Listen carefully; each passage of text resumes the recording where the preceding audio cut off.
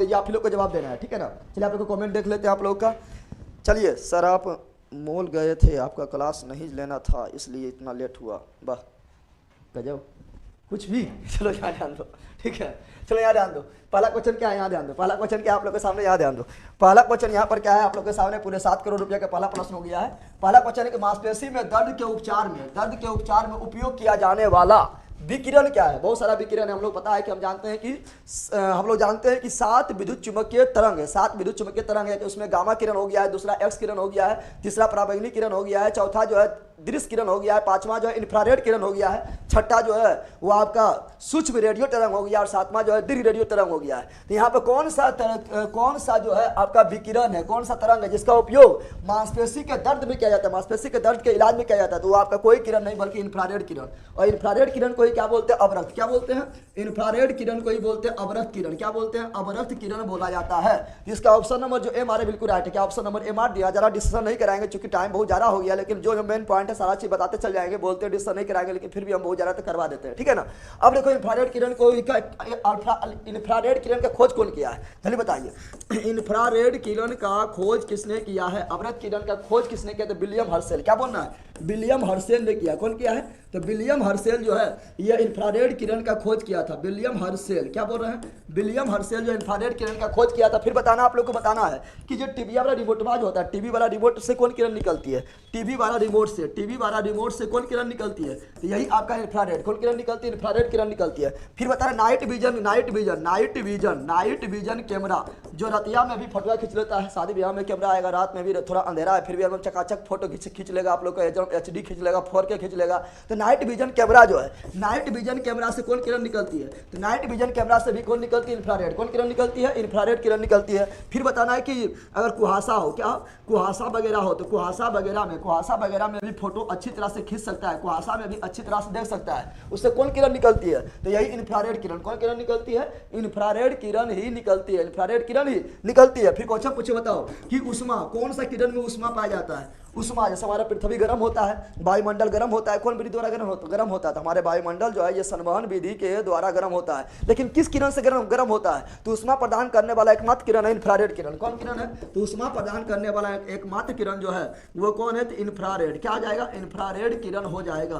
तो इसका option number A जो हमारे बिल्कुल राइट है। अच्छा आप लोग कमेंट कीजिए, बताइए, जल्दी बताइए आप लोग, बताइए कि किस अम्ल के कारण, किस अम्ल के जमाव के कारण मांसपेशी में दर्द होता है। जब आप लोग बहुत ज्यादा काम कीजिएगा, दौड़िएगा, चलिएगा, तो क्या होता है, मांसपेशी में दर्द होने लगता है, बैठने उठने में माँ बाप मैया बाबू करने लगते हैं, ठीक है ना। तो बताइए कि मांसपेशी में दर्द जो है किस अम्ल के कारण होता है, लैक्टिक अम्ल। क्या आ जाएगा, लैक्टिक अम्ल। क्या आ जाएगा, लैक्टिक अम्ल। क्या हो जाएगा, लैक्टिक अम्ल के कारण, लैक्टिक अम्ल के कारण हो जाएगा। यूवी मतलब क्या हुआ, अल्ट्रावायलेट। क्या हुआ, यूवी का मतलब हुआ अल्ट्रावायलेट। तो अल्ट्रावायलेट यानी पराबैंगनी किरण का खोज किसने किया, जल्दी बताइए। तो पराबैंगनी किरण का खोज किया रिटर। कौन किया है, रिटर। कौन किया है, रिटर ने पराबैंगनी किरण का खोज किया है। अच्छा एक्सरे खोज किसने किया है, एक्सरे का खोज किया तो रोनटेंजन। कौन किया है, एक्सरे का जो खोज किया मित्रों, कौन किया, रोनटेंजन। कौन किया है, रोनटेंजन ने किया है। फिर बताना माइक्रोवेव, माइक्रोवेव मतलब सूक्ष्म रेडियो तरंग। तो सूक्ष्म रेडियो तरंग का खोज किसने किया है, इसका किया जाता है हेनरिक हर्ट्ज। किसने किया है, हेनरिक हर्ट्ज ने किया है, हेनरिक हर्ट्ज ने किया है, ये भी याद रखिएगा। तो इसका ऑप्शन नंबर ए जो हमारे बिल्कुल राइट है। कि आप लोग MR जी बोले, यस जल्दी बोलिए। और आप लोग को बिना बताएं आज आप लोग को जो है लाइव आ गए हैं, इसलिए आप लोग जो है थोड़ा कितना लोग को पता भी नहीं होगा, लेकिन हम लोग हमें क्लास लेना था, चूंकि बहुत ज़्यादा क्लास गैप हो रहा था, बहुत कुछ न कुछ प्रॉब्लम आ रहा था, इसीलिए सोचे थे क्लास लेना, इसलिए आप लोग को क्लास लेते आ गए। चलिए आगे बढ़ रहे हैं, बिल्कुल लीटर लिख दिए। चलिए अगला क्वेश्चन क्या है, अगला क्वेश्चन आप लोग के सामने ये जल्दी बताइए। अगला क्वेश्चन आप लोग के सामने पूरे, अगला क्वेश्चन ये रहा आपके सामने, जल्दी बताइए। कहाँ भाग गया क्वेश्चन, में भाग गया है कि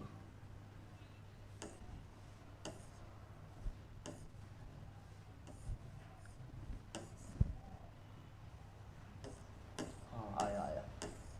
चलिए जल्दी बताइए, काफी अच्छा क्वेश्चन, ये बताइए काफी अच्छा क्वेश्चन ये, जल्दी बताइए। क्वेश्चन नंबर 2, क्वेश्चन नंबर 2 क्या बोल रहा है बताइए, जल्दी बताइए आप लोग और लाइक कर दीजिएगा।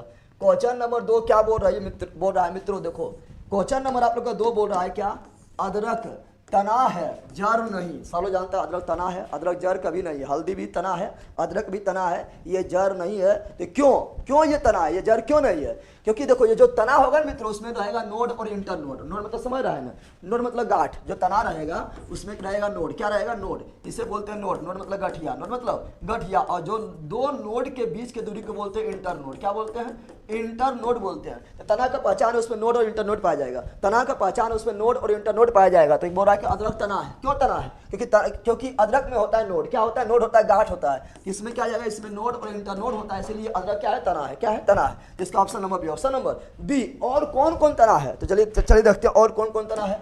ये भी क्वेश्चन पूछते हैं, तो देखते हैं। देखिए आप लोग ध्यान दीजिएगा, आलू क्या है मित्रों? तो आलू हो गया है और ओल हो गया है। आलू ओल ये क्या है? तो ये तना है। आलू ओल क्या है? तना है, जड़ नहीं है। जड़ नहीं है। आलू क्या है? तना है। ओल क्या है? तना है। आलू क्या है? तना है। ओल क्या है? तना है। याद रखिएगा, ठीक है ना। फिर क्वेश्चन पूछेगा मित्रों, यहाँ ध्यान दीजिएगा। बोलेगा बताओ प्याज क्या है? प्याज, तो प्याज भी तना है, जड़ नहीं है। प्याज क्या है? तना है। लहसुन क्या है? लहसुन, तो लहसुन भी तना है। लहसुन भी क्या है? तना है। प्याज क्या है? तना है। लहसुन क्या है? तना है। हल्दी क्या है? हल्दी, तो हल्दी भी तना है। अदरक क्या है? अदरक, अदरक भी तना है। हल्दी क्या है? तना है। अदरक क्या है? तना है। हल्दी क्या है? तना है। अदरक क्या है? तना है। ठीक है ना। यहाँ तक कि आप लोग को बोलेगा बेंडा। क्या बोलेगा? बेंडा। क्या बोलेगा? बेंडा। और केसर, तो बेंडा और केसर भी क्या है? तना है। क्या है? तना है। तो बोलिए ये सब क्या है? तना है। क्या है? बताओ जल्दी जल्दी बोलो। आलू क्या है? तो आलू मेरा तना है, जड़ नहीं है। ओल क्या है? तो ओल मेरा तना है, जड़ नहीं है। प्याज क्या है? प्याज मेरा तना है, जड़ नहीं है। लहसुन क्या है? तो लहसुन मेरा तना है, जड़ नहीं है। हल्दी क्या है? तो हल्दी भी तना है। अदरक क्या है? अदरक भी तना है। बेंडा क्या है? बेंडा भी तना है। केसर क्या है? केसर भी तना है। लेकिन तना कई प्रकार का होता है। तना मित्रों कई प्रकार का होता है। तो ध्यान दीजिएगा आप लोग, यहाँ ध्यान दीजिए, जल्दी गौर कीजिए, जल्दी गौर कीजिएगा। ये आलू ओल जो है मित्रों, क्या बोल रहे हैं? ये आलू और ओल क्या बोल रहे हैं? यहाँ ध्यान दो, बता रहे हैं कि ये आलू ओल जो है इसे क्या कौन बोलते हैं? आलू और ओल जो है मित्रों ये है, इसको बोलते हैं कंद। क्या बोलते हैं? कंद बोलते हैं। क्या बोलते हैं? कंद। क्या बोलते हैं? और प्याज और लहसुन को बोलते हैं सलकंद। क्या बोलते हैं? सलयकंद। क्या बोलते हैं? सलयकंद बोलते हैं। और हल्दी और अदरक को बोलते हैं प्रोकंद। क्या बोलते हैं? प्रोकंद बोलते हैं। और बेंडा और केसर को बोलते हैं धनकंद। क्या बोलते हैं? धनकंद। ये तना का प्रकार है, तना के प्रकार है। समझ आ गया है ना। तो ये सभी तना है, लेकिन आलू और कौन तना है? तो कंद वाला तना है, ट्यूब वाला, ट्यूब यानी कंद। प्याज और लहसुन कौन तना है? तो सलयकंद वाला तना है। फिर हल्दी और अदरक क्या है? तो प्रोकंद वाला तना है। और बेंडा और केसर क्या है? तो धनकंद वाला तना है। अब बोलेगा जड़ कौन है? तो जड़ भी याद रखो, ये आपका मूली क्या है? तो मूली आपका जड़ है। मूली जो है ये तना नहीं बल्कि जड़ है। क्या है? जड़, जड़, जड़। गाजर क्या है? तो गाजर भी आपका जड़ है। क्या है? रूट। क्या है? रूट है। आप लोग बोलिएगा क्या? तो बोलते हैं बीट। बीट समझते हैं? चुकंदर। क्या बोलते हैं? चुकंदर। तो चुकंदर भी क्या है? तो चुकंदर भी आपका जड़ है, तना नहीं है। तो वही यहाँ बोल रहा है कि अदरक तना है, तो बिल्कुल अदरक तना है। लेकिन तना क्यों है? क्योंकि तना का पहचान नोड और इंटर नोड होता है, इसलिए ऑप्शन नंबर बी जो हमारा बिल्कुल राइट है। क्या आप लोग बीमार दिए? जल्दी बोलिए यस, जल्दी बोलिए यस। बीमार दिए हैं सर, मेरी भी किरण निकल गई। किरण निकल गई मतलब क्या निकल गई? सर मेरा क्लास नहीं चल रहा है, दरोगा वाला प्लीज़ हेल्पलाइन नंबर दीजिए। हाँ थोड़ा सा आज प्रॉब्लम हुआ है, उसको हम दूर कर रहे हैं। 8521272462 ये आपका है, इस पर बता दीजिएगा। व्हाट्सएप भी कर सकते हैं क्या प्रॉब्लम है, ठीक है ना, या कॉल भी कर सकते हैं क्या प्रॉब्लम है, आपका दूर कर दिया जाएगा, ठीक है। क्या अंकुश क्या बोल रहे हैं, नहीं समझ आ रहा है, बताइए। क्या किरण किरण कर रहे हैं, बताइएगा थोड़ा। चलिए आगे बढ़े, चलो आगे बढ़ जाते हैं। आप लोग का अगला क्वेश्चन देखते हैं क्या है। अगला क्वेश्चन आप लोग के सामने ये रहा, जल्दी बताइए। क्वेश्चन अगला जो है आप लोगों के सामने ये रहा, बताइए क्या बोल रहा है। क्वेश्चन नंबर पहले 3 देखते हैं, 3 कहाँ है। हाँ क्या बोल रहा है, काफी अच्छा क्वेश्चन है, देखिए क्वेश्चन नंबर 3 क्या बोल रहा है। क्वेश्चन नंबर 3 बोल रहा है बोरी एवं कूनो। कूनो तो अभी बहुत ज़्यादा फेमस रहा था, कूनो नेशनल पार्क, तो ऐसे मार दीजिएगा ये, ठीक है ना। तो बोरी एवं कूनो वन्य जीव अभ्यारण्य किस राज्य में, जल्दी बताइए। बोरी एवं कूनो वन्य जीव अभ्यारण्य किस राज्य में है मित्रों? ये आपका मध्य प्रदेश। क्या है? मध्य प्रदेश है। आप लोगों को पता है कि अभी नरेंद्र मोदी जो है कहाँ गए थे, अफ्रीका महाद्वीप में गए थे, नामीबिया नामक देश में गए थे, और वहाँ से चीता को लाए थे। और चीता को जो लाए तो चीता कहाँ रखे थे? चीता को रखे थे कूनो नेशनल पार्क में, लेकिन सभी चीता मर गए हैं। कूनो नेशनल पार्क कहाँ है? मध्य प्रदेश। कहाँ है? मध्य प्रदेश में, काफ़ी चर्चा में रहा था। तो इसका ऑप्शन नंबर है, option number A. Madhya Pradesh में और कौन कौन नेशनल पार्क थोड़ा जान लेते हैं। देखो सर्वाधिक नेशनल पार्क कहाँ है, तो सर्वाधिक नेशनल पार्क जो है मित्रों मध्य प्रदेश। कहाँ पर है? सर्वाधिक नेशनल पार्क, सर्वाधिक नेशनल पार्क जो है वो कहाँ पर है? मध्य प्रदेश में। मध्य प्रदेश में। टाइगर स्टेट किसे बोलते हैं? तो टाइगर स्टेट मित्रों मध्य प्रदेश को बोलते हैं। सर्वाधिक बाघ कहाँ है? तो सर्वाधिक बाघ भी मित्रों कहाँ पर है? सर्वाधिक बाघ भी मध्य प्रदेश में। सर्वाधिक चीता कहाँ है? तो सर्वाधिक चीता भी मध्य प्रदेश। सर्वाधिक चीता और तेंदुआ। सर्वाधिक चीता भी कहाँ पर है? मध्य प्रदेश में है। सर्वाधिक तेंदुआ कहाँ पर है? तो सर्वाधिक तेंदुआ भी मध्य प्रदेश में है। और सर्वाधिक जंगल कहाँ है? सर्वाधिक जंगल, तो सर्वाधिक जंगल भी कहाँ पर है मित्रों? तो सर्वाधिक जंगल भी मध्य प्रदेश। कहाँ पर है? जब सर्वाधिक जंगल भी मध्य प्रदेश में याद रखिएगा। अच्छा, मध्य प्रदेश में और कौन कौन नेशनल पार्क है? सर्वाधिक नेशनल पार्क है। तो मध्य प्रदेश में बहुत सारे नेशनल पार्क है, ध्यान दीजिएगा। मध्य प्रदेश में आपको क्या मिलेगा? तो मिलेगा आपको क्या मिलेगा? तो यहाँ मिलेगा Kanha national park. Kanha national park कहाँ पर है? मध्य प्रदेश में। किसली नेशनल पार्क कहाँ पर है? मध्य प्रदेश में। पन्ना नेशनल पार्क कहाँ पर है? मध्य प्रदेश में। पेंच नेशनल पार्क कहाँ है? तो पेंच आपका जो है मध्य प्रदेश में भी है और महाराष्ट्र में भी है, दोनों में है, ठीक है ना। फिर बोलेगा बांधवगढ़ नेशनल पार्क कहाँ पर है? तो बांधवगढ़ नेशनल पार्क मध्य प्रदेश में है। फिर बोलेगा माधवगढ़ नेशनल पार्क कहाँ पर है? तो माधवगढ़ नेशनल पार्क भी मध्य प्रदेश में है। फिर बोलेगा जीवास नेशनल पार्क कहाँ है? तो जीवास नेशनल पार्क भी मध्य प्रदेश में है। फिर बोलेगा डायनासोर नेशनल पार्क कहाँ है? तो डायनासोर नेशनल पार्क भी मध्य प्रदेश में है। फिर बोलेगा कूनो नेशनल पार्क कहाँ है? तो कूनो नेशनल पार्क भी मध्य प्रदेश है। तो मध्य प्रदेश में नेशनल पार्क भरा हुआ है, बहुत ज़्यादा है, ठीक है ना। अच्छा, असम में क्या है? असम में बहुत सारे नेशनल पार्क है। काजीरंगा नेशनल पार्क कहाँ है? असम। काजीरंगा नेशनल पार्क जो है एक सींग वाला गेंडा के लिए फेमस और कहाँ? असम में है, ठीक है ना। फिर बोलेगा मानस नेशनल पार्क कहाँ है? तो मानस नेशनल पार्क भी असम में है। फिर बोलेगा आप लोग को नामेरी, क्या बोलेगा? नामेरी नेशनल पार्क कहाँ है? तो नामेरी नेशनल पार्क भी असम में है। फिर बोलेगा रायबोना नेशनल पार्क कहाँ है? तो रायबोना नेशनल पार्क भी असम में है। फिर बोलेगा डिब्रू साखोवा, क्या बोलेगा? डिब्रू साखोवा नेशनल पार्क कहाँ है? तो डिब्रू साखोवा नेशनल पार्क भी असम में है। फिर बोलेगा दिहांग पटकोई नेशनल पार्क, क्या बोलेगा? दिहांग पटकोई नेशनल पार्क कहाँ है? तो दिहांग पटकोई नेशनल पार्क भी मित्रों मध्य प्रदेश में ही है। फिर महाराष्ट्र में आप लोग पता है संजय गांधी नेशनल पार्क कहाँ है? महाराष्ट्र में है। पेंच महाराष्ट्र और मध्य प्रदेश दोनों में है, ठीक है ना। उत्तराखंड में आप लोग को पता ही है, उत्तराखंड में तो पता है जिम कॉर्बेट नेशनल पार्क, जिसका पुराना नाम था हेली नेशनल पार्क, जिसका स्थापना 1935-36 में हुआ था। और Jim Corbett national park Bharat का सबसे पुराना नेशनल पार्क है और इसका वर्तमान समय में नाम क्या है? Ramganga national park. Ramganga national park है, ये आप लोग को पता है। बाकी भाई राजाजी नेशनल पार्क उत्तराखंड में है, ठीक है ना। राजाजी नेशनल पार्क कहाँ है? उत्तराखंड में है। जिम कॉर्बेट नेशनल पार्क कहाँ पर है? उत्तराखंड में है। गोविंद नेशनल पार्क कहाँ पर है? उत्तराखंड में है। फूलों की घाटी कहाँ पर है? उत्तराखंड में है, ये आप लोग को पता है। इसका ऑप्शन नंबर ए जो हमारे बिल्कुल राइट है। चलिए स्क्रीनशॉट लीजिए, काफी ज़्यादा अच्छी बता दिए। चलिए बिल्कुल लिख दिए आप लोग, असम असम असम असम, बिल्कुल हम लाइक कीजिए, हम दनादन, ठीक है ना।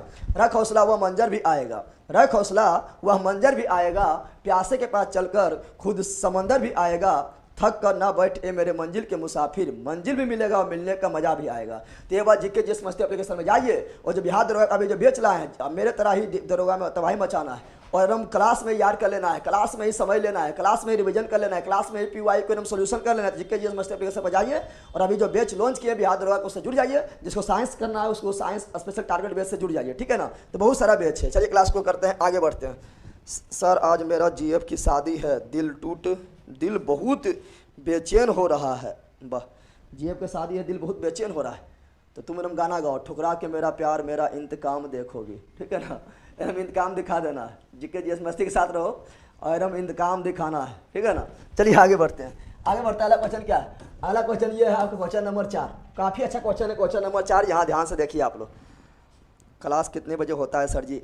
वो जो बिहार एप्लीकेशन पर जीके जीएस मस्ती एप्लीकेशन प्ले स्टोर से डाउनलोड कीजिएगा तो उस पर आपका क्लास जो है 7 से 10, ऐसे तो उसका क्लास का टाइम था 8 से 11:30 थी, 8 से 11:30 था, लेकिन अभी जो है थोड़ा कम किए, पर 3 घंटा क्लास होता है। तो 7 से आपका 10 लगातार क्लास होगी, जिसमें 1.5 घंटा साइंस रहेगा, 1.5 घंटा जीके स्पेशल रहता है। तो ये आपका जो है जीके जीएस मस्ती एप्लीकेशन प्ले स्टोर से डाउनलोड कीजिएगा तो मिल जाएगा, ठीक है ना। चलिए बिल्कुल, चलिए आगे बढ़े। तो देखिए अगला क्वेश्चन क्या है मित्रों? अगला क्वेश्चन ये रहा आपके सामने पूरे बता रहा, राष्ट्रपति द्वारा राष्ट्रीय आपातकाल बोला क्या? राष्ट्रपति द्वारा राष्ट्रीय आपात की उद्घोषणा संसद के दोनों सदनों द्वारा कितने माह के भीतर अनुमोदित होना आवश्यक है? हम लोग जानते हैं मित्रों कि हम लोग का आपातकाल कितना है? 3 है। हम लोगों के द्वारा आपातकाल जो है मित्रों 3 है। एक आपका राष्ट्रीय आपातकाल क्या है? भारत में आपातकाल 3 गो, राष्ट्रीय आपातकाल, दूसरा है मित्रों राज्य में लगने वाला राष्ट्रपति शासन, और तीसरा है मित्रों वित्तीय आपातकाल। वित्तीय आपातकाल है, ये भी आप लोग को पता होगा मित्रों कि राष्ट्रीय आपातकाल जो है 352 में है, राष्ट्रपति शासन 4 जोड़ दीजिए तो 356 में है, वित्तीय आपातकाल 4 जोड़ दीजिए 360 में है। फिर यहाँ ध्यान दीजिएगा मित्रों, यहाँ ध्यान दीजिएगा, राष्ट्रीय आपातकाल अगर लगाना है, राष्ट्रीय आपातकाल अगर लगा दिए हैं, राष्ट्रीय आपातकाल अगर लगा दिए हैं तो आपको संसद से, संसद बोले तो लोकसभा एवं राज्यसभा से 1 महीना के भीतर से अनुमति लेना है।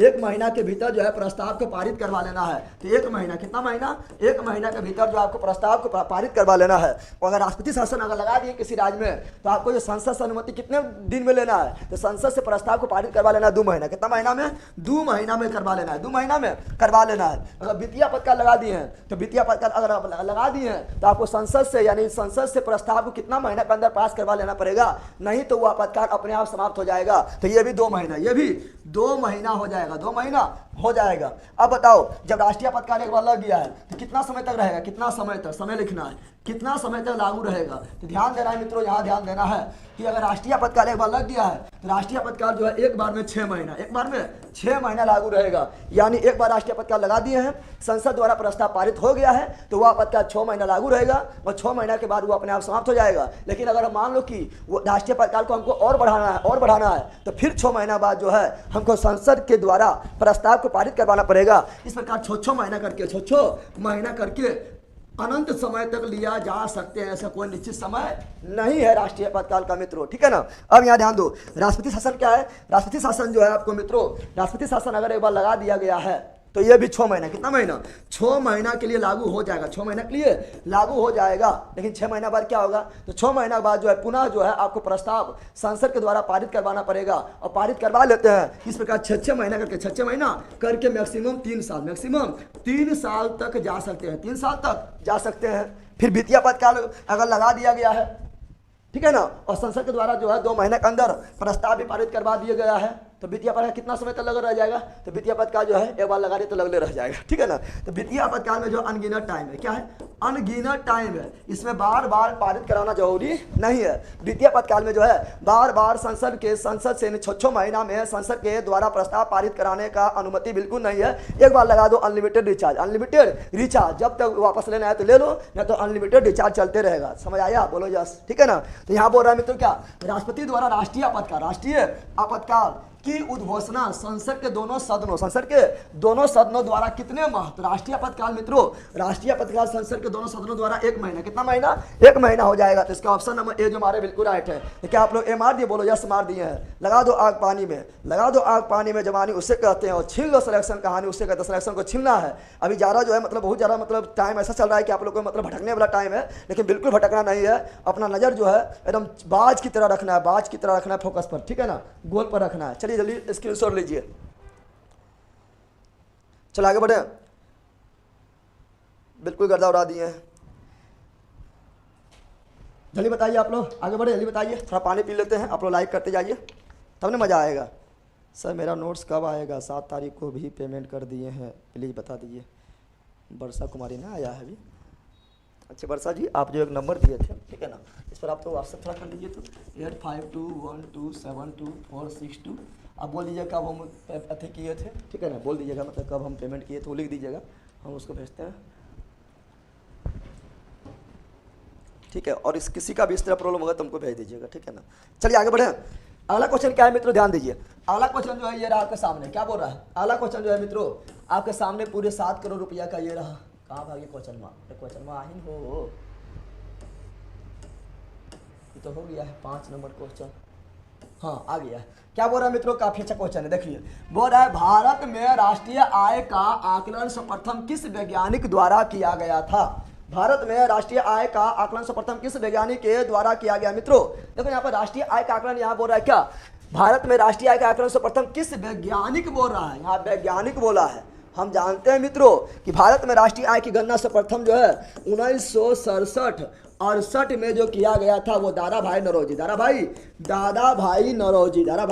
नौरोजी के द्वारा किया गया था। और इन्हीं का पुस्तक था मित्रों the poverty and un-British rule in India, the poverty and un-British rule in India. लेकिन यहाँ वैज्ञानिक बोला, दादा भाई नौरोजी वैज्ञानिक थोड़े थे, दादा भाई नौरोजी वैज्ञानिक नहीं थे। तो वैज्ञानिक बोल रहा है कि राष्ट्रीय आय का आकलन करने वाला वैज्ञानिक सर्वप्रथम कौन था, तो आपका था मित्रों RBK राव, याद रखिएगा। तो वैज्ञानिक विधि द्वारा RBK राव, वैज्ञानिक विधि द्वारा RBK राव। लेकिन वैज्ञानिक नहीं बोलता तब होता दादा भाई नौरोजी। और दादा भाई नौरोजी जो है भारत के राष्ट्रीय आय सर्वप्रथम जो है पता लगाए थे, बताए थे 20 रुपया। कितना बताए थे, 20 रुपया मात्र बताए थे, याद रखिएगा। इनका पुस्तक था the poverty and un-British rule in India. और यही दादा भाई नौरोजी थे जिसने धन निष्कासन के सिद्धांत ड्रैगन थ्योरी दिए थे, ठीक है ना, धन बहिष्करण के सिद्धांत दिए थे दादा भाई नौरोजी। दादा भाई नौरोजी जिसको वयोवृद्ध पुरुष या grand old man of India बोलते हैं। इसका आंसर ऑप्शन नंबर डी हो गया है। अगर वैज्ञानिक नहीं बोलता तब तो दादा भाई नौरोजी हो जाता। एनी प्रॉब्लम, बोलो नो प्रॉब्लम। चलो आगे बढ़ते हैं। अगला क्वेश्चन क्या है मित्रों, अगला ये आपके सामने, जल्दी बताइए। क्वेश्चन काफी झकास है। Question number 6, world economic outlook report निम्न में से किस संस्था के द्वारा प्रकाशित किया जाता है। काफी अच्छा क्वेश्चन है, जल्दी जवाब दीजिए। क्वेश्चन काफी अच्छा है, जल्दी जवाब दीजिए आप लोग। सर हमें आपसे मिलना चाहते हैं, आपके मोटिवेशन से मेरा बिहार एसआई का मेंस का रिजल्ट क्लियर हुआ। बिल्कुल हो जाएगा, आप लोग को तो बोल रहे हैं। जिसका भी आप लोग भीड़ के फेर हम सिर्फ नहीं रहिए। ऐसा नहीं कि भीड़ में चल गए हैं और सारे को मजाक वाला बात बोल दिया, लड़का लड़की वाला बात बोल दिया, हल्ला हो रहा है, हो हल्ला के में कर रहा है। यही तभी शॉर्ट वीडियो में होता है। शॉर्ट वीडियो देखेगा, हल्ला हो रहा है पूरा, वाह वाह क्या बात बोले, वाह वाह करने से रिजल्ट होता है। रिजल्ट के लिए आपको जो है एकदम मेहनत करना पड़ेगा, कछुआ की तरह चलना पड़ेगा, लेकिन चलना पड़ेगा। दौड़ो इतना तेज इतना तेज दौड़ो कि गिर भी जाओ तो लुढ़कते हुए मंजिल तक पहुंच जाओ। तो पहले इतना तेज दौड़ जाओ कि अगर गिर भी गए, लास्ट में कोई परेशानी भी आ गया, दिक्कत आ गया, कोई प्रॉब्लम आ गया है, कोई भी इशू आ गया है, तो आप पहले इतना तेज दौड़ गए हैं कि मंजिल तक आप लुढ़कते हुए भी पहुंच जाइएगा। तो उसके लिए आपको जो अच्छी तरह से पढ़ाई करना पड़ेगा। हर सब्जेक्ट पर जो है आपको पकड़ बनाना पड़ेगा। ऐसा नहीं कि सब्जेक्ट छोड़ देते हैं। अभी तो आप लोग को जो है कोई भी एग्जाम नहीं है, दरोगा का एग्जाम अभी नहीं है, तो आप अभी सब सब्जेक्ट पर पकड़ बनाइए, ठीक है ना। एकदम गहराई से पढ़िए और क्लास में ही एकदम सेंसिटिव होकर, एकदम सिंसियरी होकर एकदम सुनिए, ठीक है ना, ध्यान से सुनिए और समझिए। और क्लास में ही आप लोग को हम याद करवा देते हैं, रिवीजन करवा देते हैं। और क्लास में ही उस जो टॉपिक खत्म होता है उसका PYQ सॉल्यूशन करवाते हैं, दम भर करवाते हैं। नया सीरीज जो अभी स्टार्ट किए हैं उसमें तो हम गजब तरीका तैयारी करवा रहे हैं। तो उससे आप लोग जुड़ सकते हैं और अपना रिजल्ट को साकार कर सकते हैं। जीके जीएस समझते एप्लीकेशन प्ले स्टोर से डाउनलोड कर सकते हैं, ठीक है ना। अब बिल्कुल रिजल्ट होगा, क्या रिजल्ट ना होगा, ठीक है ना। हाँ बिल्कुल सबको भरना है इस बार, ठीक है ना। अब की बार डबल स्टार सबको भरना है, ठीक है। और उसके लिए हम सारा चीज लगल है। बताइए क्वेश्चन बताइए, क्वेश्चन नंबर 6 बताइए। क्वेश्चन नंबर आप लोग 6 बताइए, जल्दी बताइए। क्वेश्चन नंबर 6 आप लोग जल्दी बता दीजिए। क्वेश्चन नंबर 6 बताइए जल्दी। वर्ल्ड इकोनॉमिक आउटलुक रिपोर्ट कौन जारी करता है। वर्ल्ड इकोनॉमिक आउटलुक रिपोर्ट कौन जारी करता है, ये बताइए। वर्ल्ड इकोनॉमिक आउटलुक रिपोर्ट कौन जारी करता है, ये बता दीजिए, बताइए। तो ये आपका होगा अंतर्राष्ट्रीय मुद्रा कोष, क्या जाएगा IMF, क्या हो जाएगा IMF हो जाएगा, जिसका मुख्यालय वाशिंगटन DC, वाशिंगटन DC है। जिसका ऑप्शन नंबर डी मारे बिल्कुल राइट है। क्या आप लोग डी मार दिए, बताइए क्या आप लोग डी मार दिए। लेकिन उससे पहले याद रखिए वर्ल्ड बैंक, क्या रखेगा मित्रों, वर्ल्ड बैंक क्या क्या जारी करता है। तो विश्व बैंक जो है ये भी बहुत सारा की रिपोर्ट जारी करता है। तो विश्व बैंक पहले रिपोर्ट जारी करता है वर्ल्ड डेवलपमेंट, याद कर लेने से जल्दी किसी को याद नहीं रहता है, ठीक है ना। और पूछने बाद जो है तारा नहीं रहता, तारा नहीं आना है। तो डेवलपमेंट क्या बोल रहे हैं, वर्ल्ड डेवलपमेंट रिपोर्ट कौन जारी करता है। तो वर्ल्ड डेवलपमेंट रिपोर्ट जो है विश्व बैंक कौन जारी करता है मित्रों, विश्व बैंक करता है। फिर ease of doing business, ease of doing business जो आप बंद हो गया है, तो ease of doing business report भी कौन जारी करता था मित्रों। तो ease of doing business report भी आपका विश्व बैंक जारी करते थे, विश्व बैंक जारी करते थे। और याद रखिएगा मित्रों ग्लोबल क्या बोल रहे हैं, ग्लोबल इकोनॉमिक, क्या बोल रहे हैं यहाँ ध्यान दो, ग्लोबल इकोनॉमिक प्रोस्पेक्ट रिपोर्ट भी कौन जारी करता है, तो वर्ल्ड बैंक करता है। याद कर लो ना, जल्दी याद किसी को नहीं रहता है, आपको याद करना, रिजल्ट देना है। तो क्या बोल रहे हैं मित्रों, पहले ध्यान से सुनो। यहाँ पर क्या क्वेश्चन बोल रहा है, वर्ल्ड इकोनॉमिक आउटलुक रिपोर्ट कौन जारी करता है। तो ये अंतर्राष्ट्रीय मुद्रा कोष जारी करता है, जिसको IMF बोलते हैं। इसका मुख्यालय कहाँ पर है, वाशिंगटन DC में है, ठीक है ना। लेकिन विश्व बैंक भी रिपोर्ट जारी करता है। जैसे क्वेश्चन बोलेगा मित्रों कि वर्ल्ड डेवलपमेंट रिपोर्ट कौन जारी करता है? तो वर्ल्ड डेवलपमेंट रिपोर्ट जो है विश्व बैंक जारी करता है, ये काफ़ी फेमस है। Ease of doing business report कौन जारी करता है? तो ease of doing business report जो है वर्ल्ड बैंक जारी करता है। फिर बोलेगा मित्रों ग्लोबल इकोनॉमिक प्रोस्पेक्ट रिपोर्ट कौन जारी करता है? तो ये भी आपका विश्व बैंक करता है। विश्व आर्थिक मंच मित्रों ये एक रिपोर्ट जारी करता है जो काफ़ी इंपॉर्टेंट है, बहुत बार क्वेश्चन आया था। ये क्या करता है, ध्यान दो, ये करता है ग्लोबल जेंडर गैप रिपोर्ट। क्या बोलेगा बताओ मित्रों, ग्लोबल क्या बोलेगा? Global gender gap report. Global gender क्या बोल रहा है? ग्लोबल जेंडर गैप रिपोर्ट कौन जारी करता है? तो ग्लोबल जेंडर गैप रिपोर्ट मित्रों ये करता है WEF, वर्ल्ड इकोनॉमिक फोरम, यानी विश्व आर्थिक मंच। विश्व आर्थिक मंच, वर्ल्ड इकोनॉमिक फोरम, विश्व आर्थिक मंच जो है मित्रों ये ग्लोबल जेंडर गैप रिपोर्ट जारी करता है। और वर्ल्ड बैंक का मुख्यालय कहाँ है? तो इसका भी मुख्यालय वाशिंगटन DC, वाशिंगटन DC में है। लेकिन आप लोग को ये पता नहीं होगा, जल्दी बताइए, आप लोग को मित्रों ये पता नहीं होगा कि ये विश्व आर्थिक मंच का मुख्यालय कहाँ है। इसका स्थापना पहले कब हुआ बताइए? हम जानते हैं IMF और वर्ल्ड बैंक का स्थापना 1944 के ब्रेटन वुड्स सम्मेलन के द्वारा। क्या बोल रहे हैं? IMF और वर्ल्ड बैंक का स्थापना मित्रों 1944 के ब्रेटन वुड्स सम्मेलन के द्वारा 1945 में हुआ था। और दोनों मुख्यालय कहाँ पर है? वाशिंगटन DC में है। लेकिन आप लोग कमेंट कीजिए, देखते हैं आप लोग कितना दम है, कितना दम है आप लोग में। कमेंट कीजिए, जल्दी कमेंट कीजिए कि विश्व आर्थिक मंच का स्थापना कब हुआ था, इसका मुख्यालय कहाँ? जल्दी कमेंट कीजिए। आप लोग को कमेंट का हम कर रहे हैं इंतजार, ठीक है ना? आप लोग को कमेंट का हम कर रहे हैं इंतजार, जल्दी बताइए, जल्दी आप लोग बताइए, कमेंट कर रहे हैं इंतजार, जल्दी बताइए आप लोग। देखते हैं क्या आप लोग बता पाते हैं कि नहीं कि इसका स्थापना कहाँ हुआ, मुख्यालय कहाँ? जल्दी बताइए। लेट से स्टार्ट हुआ है भाई, हाँ लेट से हुआ है। जदे भैया ब्लैक बोर्ड का बैकग्राउंड कलर ब्लैक कर दीजिए, आँख बहुत ज़्यादा दर्द होने लगता है। नहीं ये तो PDF में ही ऐसा है, थोड़ा सा अथी कीजिए, ठीक है ना? चलिए 1971 बिल्कुल राइट है। तो वर्ल्ड इकोनॉमिक फोरम का स्थापना 1971 में हुआ था। और इसका मुख्यालय कहाँ है मित्रों? तो वर्ल्ड विश्व आर्थिक मंच का मुख्यालय स्विट्जरलैंड, कहाँ पर है? स्विट्जरलैंड, कहाँ पर है? स्विट्जरलैंड के जनेवा, कहाँ पर है? स्विट्जरलैंड के जनेवा में, कहाँ पर है?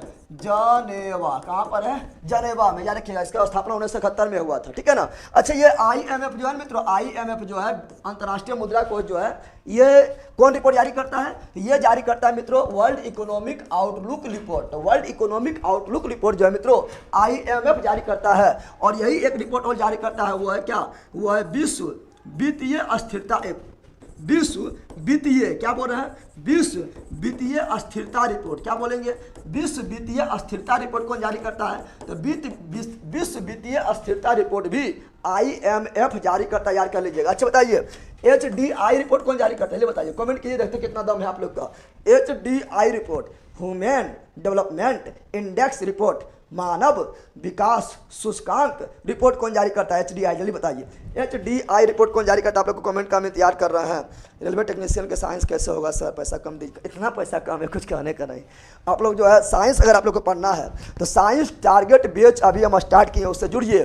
साइंस में आप लोग को कभी भी साइंस न्यू टारगेट बैच के नाम से GKGS मस्ती एप्लीकेशन प्ले स्टोर से डाउनलोड कीजिएगा। तो साइंस न्यू टारगेट बेस से नाम से एक बेस चल रहा है, उससे जुड़ जाइए। आप लोग को हम भरोसा दिलाते हैं और ये मेरा विश्वास है कि एक बार साइंस पढ़ लीजिएगा तो फिर आप लोग को जो है दोबारा कहीं पर भटकना नहीं पड़ेगा। इतना गहराई से, इतना अंदर से और इतना समझाते हुए क्लास में यार कराते हुए पढ़ा देंगे और क्लास में PY की सोल्यूशन करवा देंगे, कुछ कहने का नहीं। चलिए बताइए।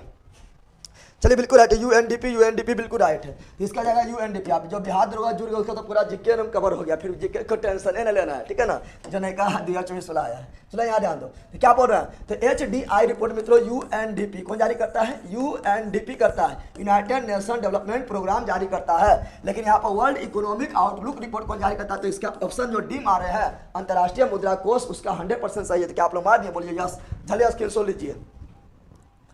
चलिए बिल्कुल लिख दिए हैं। चलो जल्दी बताइए, स्क्रीनशॉट ले लीजिए फटाफट। आप लोग स्क्रीनशॉट ले लिए? बोलिए यस ले लिए हैं, जल्दी बोलिए। चलिए जल्दी बोलिए, ले लिए हैं। आगे बढ़े, चलो आगे बढ़ जाते हैं। अगला क्वेश्चन क्या है मित्रों, ये आपके सामने पूरे 7 करोड़ का, ये तो काफी इजी है, ये सब पूछे वाला बात है। जल्दी बता दो। लगा दो आग पानी में जवानी उसे कहते हैं, और छीन लो सिलेक्शन कहानी उसे कहते हैं। तो आप लोग सिलेक्शन को छीनने के लिए यहाँ आए हैं मित्रों। सिलेक्शन को छीनना है, मांगने से नहीं मिलता है, ठीक है ना, अपने हक को छीनना पड़ता है। यहाँ ध्यान दीजिए। क्वेश्चन नंबर अगला क्या है, क्वेश्चन नंबर यहाँ है क्वेश्चन नंबर 7। जल का अधिकतम घनत्व होता है, हम जानते हैं मित्रों, जल का अधिकतम घनत्व, जल का अधिकतम घनत्व जो होता है वो कितना डिग्री पर, जल्दी कमेंट कीजिए आप लोग। जल का अधिकतम घनत्व कितना डिग्री सेल्सियस पर होता है? तो जल का अधिकतम घनत्व 4 डिग्री सेल्सियस। और घनत्व का उल्टा क्या होता है मित्रों? घनत्व का उल्टा होता है आयतन। घनत्व अधिकतम तो आयतन न्यूनतम, घनत्व अधिकतम तो आयतन न्यूनतम। तो बताइए जल का न्यूनतम आयतन, न्यूनतम आयतन कितना डिग्री पर होगा? तो घनत्व अधिकतम तो आयतन न्यूनतम 4 डिग्री, कितना होगा? 4 डिग्री सेल्सियस पर होगा। लेकिन यहाँ पर सेल्सियस में नहीं है, यहाँ केल्विन में है मित्रों।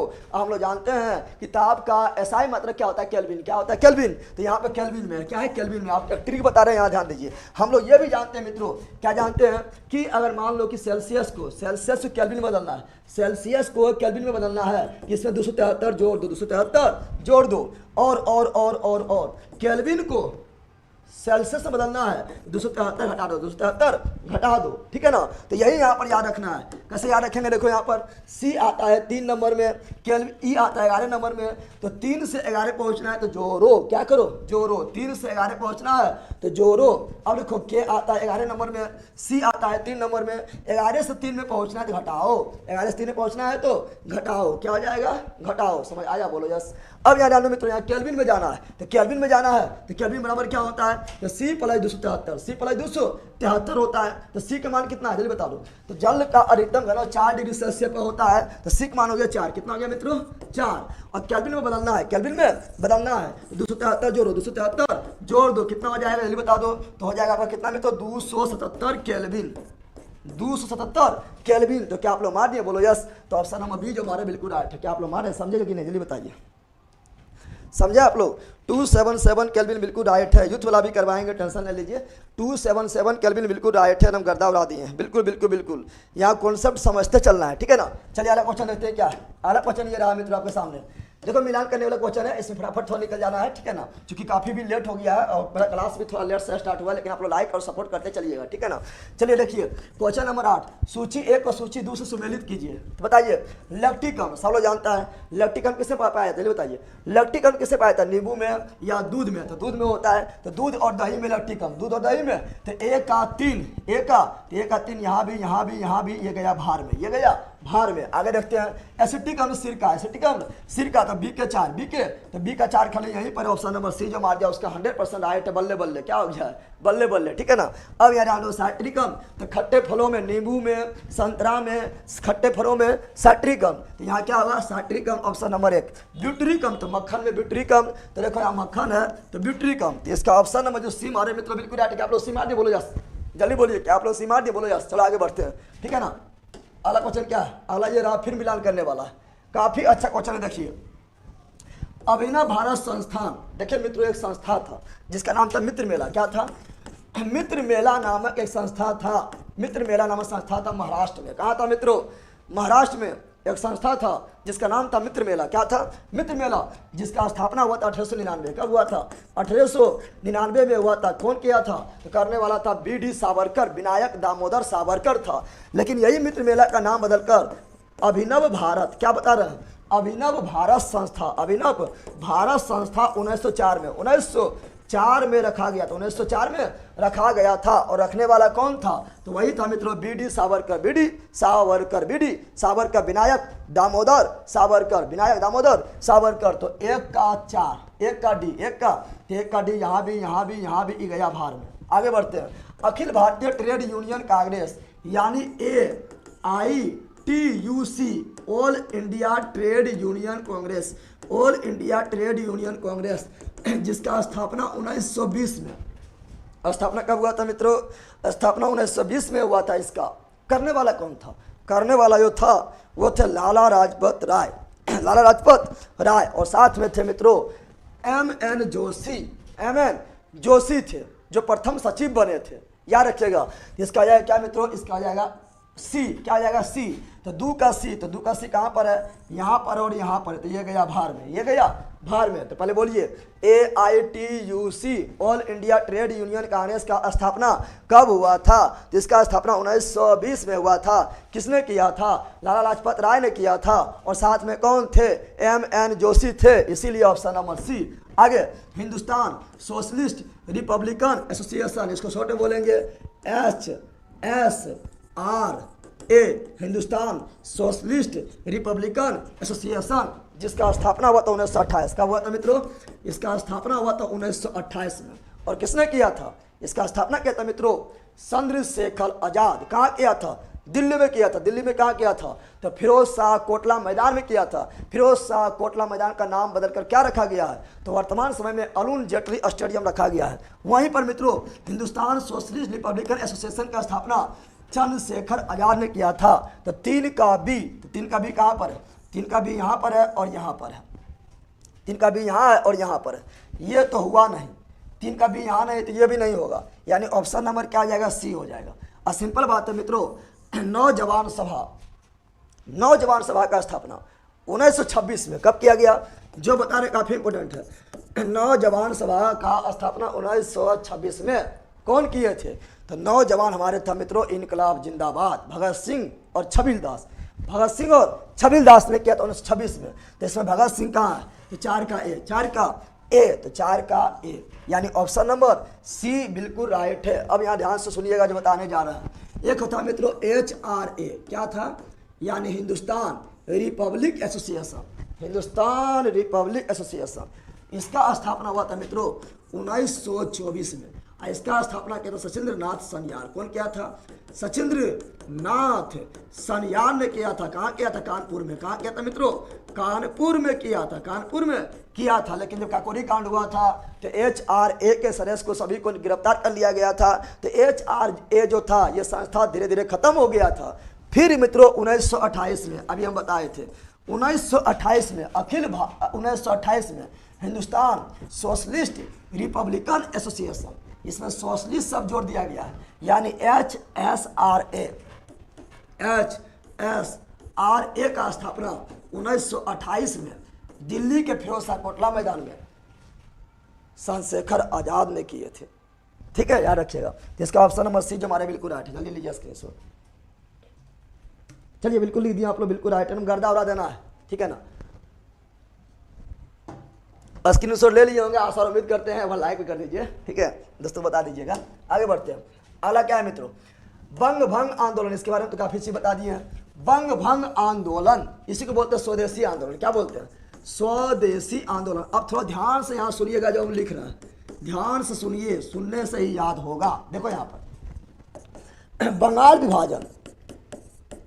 विभाजन का घोषणा, बंगाल विभाजन की घोषणा किया था लॉर्ड कर्जन। कौन किया था, लॉर्ड कर्जन ने किया था, लॉर्ड कर्जन ने किया था।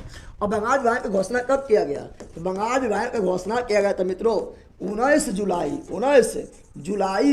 1905। तो इसके विरुद्ध में बंग भंग आंदोलन या स्वदेशी आंदोलन कब स्टार्ट हुआ था, तो इसके विरोध में स्वदेशी आंदोलन स्टार्ट हुआ था मित्रों 7 अगस्त 1905 को कलकत्ता के टाउन हॉल से स्टार्ट हुआ था। लेकिन बंगाल विभाजन का घोषणा किया गया था 19 जुलाई 1905 को। लेकिन बंगाल विभाजन लागू कब कर दिया, गया था, तो बंगाल विभाजन लागू कर दिया 16 अक्टूबर 1905 को बंगाल विभाजन लागू कर दिया। क्या कर दिया गया था मित्रों, लागू कर दिया गया था। तो इसी के विरुद्ध में जो है राखी दिवस, क्या बोल रहे हैं, राखी दिवस मित्रों मनाने की घोषणा कौन करता है, रविन्द्रनाथ टैगोर।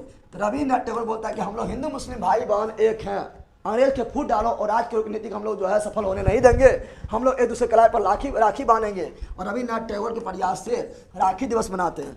और इसी में मित्रों जो है सभी लोग शौक दिवस मनाते हैं। क्वेश्चन पूछा किस आंदोलन में लोगों ने शौक दिवस मनाए थे, तो वह का था बंग भंग आंदोलन। इसी में मित्रों सब लोग उपवास रखते हैं। क्या रखते हैं, उपवास रखते हैं। कौन आंदोलन में सब लोग उपवास रखे थे, तो वही था मित्रों आपका बंग भंग आंदोलन।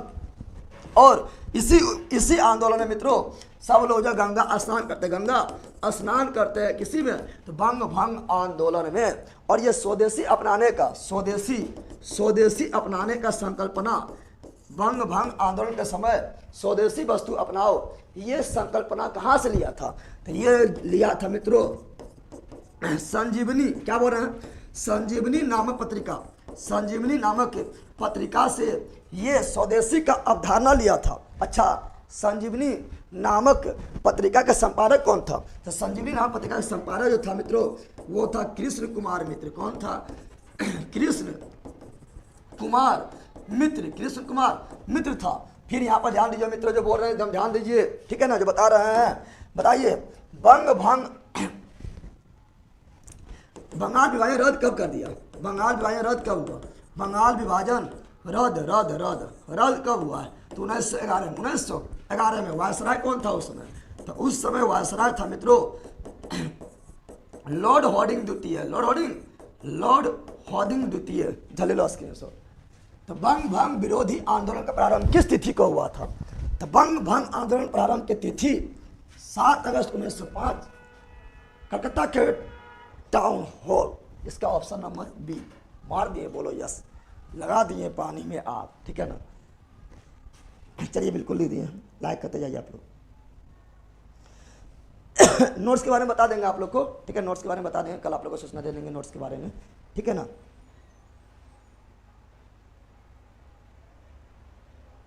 हम लोग जम्मू लोकसभा से हैं, ठीक है ना। चलिए थोड़ा पानी लेकर आते हैं, गला सूख रहा है, ठीक है, थोड़ा पानी लेकर आ रहा है 1 मिनट। आप लोग लाइक कीजिए तब तक, ठीक है ना, स्क्रीनशॉट लीजिए फक।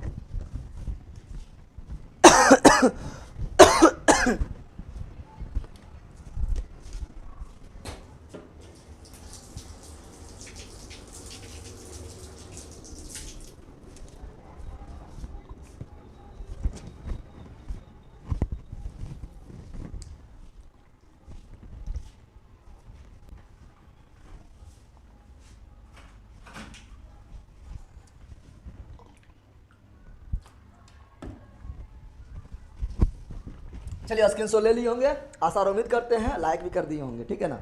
चलिए आप लोग यहाँ पर थोड़ा पढ़ाई लिखाई पर ध्यान दीजिए, ठीक है ना। ये अभी चुनाव छोड़िए, ठीक है ना। कोई भी अपना जाति काहे न हो, अरे अपन गोतिया काहे न हो, अपन रिलेशन में काहे न हो, किसी को भी वोट दीजिए, नेता किसी का नहीं होता है। आप लोग लड़ के मर जाइए, कुर्सी के लिए जो है इधर से उधर हो जाएगा, वो नेता किसी का नहीं होता। आप लोग किसी बहुत सारा पार्टी का वोट दिए होंगे, आपका गार्जियन भी दिए होंगे, नेता किसी का भी नहीं होता है। किसी कोई भी आपका कल्याण नहीं किए होंगे। आप अपना कल्याण खुद कीजिएगा और अपना कल्याण आप जो है मेहनत के दम पर कीजिएगा। आपको परिवार को आगे बढ़ाने वाला कोई नहीं है, आप कोई जो है ईश्वर नहीं आएगा, कोई जो है महात्मा नहीं आएगा, कोई जो है शक्तिमान नहीं आएगा, कोई सुपरमैन नहीं आएगा। आप खुद सुपरमैन अपने परिवार के लिए हैं, तो अपने परिवार को आगे बढ़ाने की जिम्मेदारी आप ही है। कोई नेता आपका भविष्य नहीं बदल देगा, नेता सिर्फ अपना भविष्य बदलता है, अपने परिवार का भविष्य बदलता है और किसी का भी नहीं सुनता है, चाहे आपका कितना भी रिलेटिव हो। इसलिए नेता फेरा मत रहिए और अपने आप को आगे बढ़ाइए, अपने आप को मेहनत के बल पर मुकाम पर पहुंचाइए, जिससे आपका परिवार आगे बढ़े, जिससे आपका जो है रिलेशन में आगे बढ़े, समाज आगे बढ़े, गांव आगे बढ़े, देश आगे बढ़े, ठीक है ना। तो आप लोग आगे खुद बढ़िए, ये नेता के चक्कर में मत रहिए, ठीक है ना, जाति पाति के चक्कर में मत रहिए। वी आर ऑल इंडियन, ठीक है ना। तो हम लोग सब इंडियन है, क्या है, तो हम लोग सभी इंडियन है और हम लोग का जाति एक ही है, वो है सेपियंस। मानव का वैज्ञानिक नाम क्या है? होमो सेपियंस। तो हम लोग का जाति एक ही है, वो है सेपियंस है, सेपियंस है, सेपियंस है, सेपियंस है, ठीक है ना। अब यहाँ ध्यान दो, अब पढ़ लो, बहुत ज़्यादा ज्ञान के बाद दे दिए हैं, समझ आ गया तो अच्छा है, ना समझ आ गया तो और अच्छा है, ठीक है। चलिए सर आप खान सर की तरह बहुत अच्छा पढ़ाते हैं। एक बात आपके और भी अच्छा है कि अच्छा के लिए बोलूं कि वर्ड अच्छा यूज किए और भी अच्छा से उभरेंगे। हाँ बिल्कुल, आप लोग कोई सपोर्ट कीजिए, ठीक है ना। चलिए आगे बढ़ते हैं, आगे बढ़े तो इसका ऑप्शन नंबर जो भी हमारा बिल्कुल राइट है। आगे बढ़ते हैं, अगला क्वेश्चन क्या है? अगला क्वेश्चन है मित्रों ये, मिलान करो जल्दी बताओ। बोला है कौन सुमेलित नहीं है, क्या बोल रहा है यहाँ? बोल रहा है मित्रों क्या, तो यहाँ बोल रहा है कौन सुमेलित नहीं है। कौन सुमेलित नहीं है? तो निम्नलिखित में कौन सुमेलित नहीं है? कौन सुमेलित नहीं है? देखते हैं मित्रों चंद्रप्रभा। तो हम लोग जानते हैं चंद्रप्रभा नेशनल पार्क जो है मित्रों, और दुधवा नेशनल पार्क जो है ये कहाँ पर है? उत्तर प्रदेश में। बिहार दुर्गा मेंस जो अभी हम दिए हैं, ठीक है ना, जिसमें रिजल्ट भी हुआ है, ठीक है।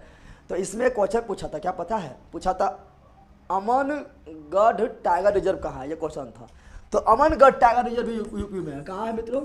अमन या अमान बोलते हैं, तो अमनगढ़ क्या बोल रहे हैं, अमनगढ़ टाइगर रिजर्व। तो अमनगढ़ टाइगर रिजर्व भी कहाँ पर है, तो अमनगढ़ टाइगर रिजर्व भी मित्रों ये यूपी में है, ये बिहार दरोगा मेंस में क्वेश्चन आ चुका है। और दुधवा नेशनल पार्क भी कहाँ है मित्रों, तो दुधवा नेशनल पार्क भी ये भी आपका यूपी में, कहाँ पर, यूपी में। और अभी जो है रानीपुर नेशनल पार्क भी कहाँ पर है, तो रानीपुर नेशनल पार्क मित्रों, रानीपुर टाइगर रिजर्व भी ये है, टाइगर रिजर्व के रूप में है, तो ये भी कहाँ पर है मित्रों, तो ये भी आपका यूपी में है, तो याद कर लीजिए, काफ़ी इंपॉर्टेंट है। तो ये तो बिल्कुल मेरा सही है।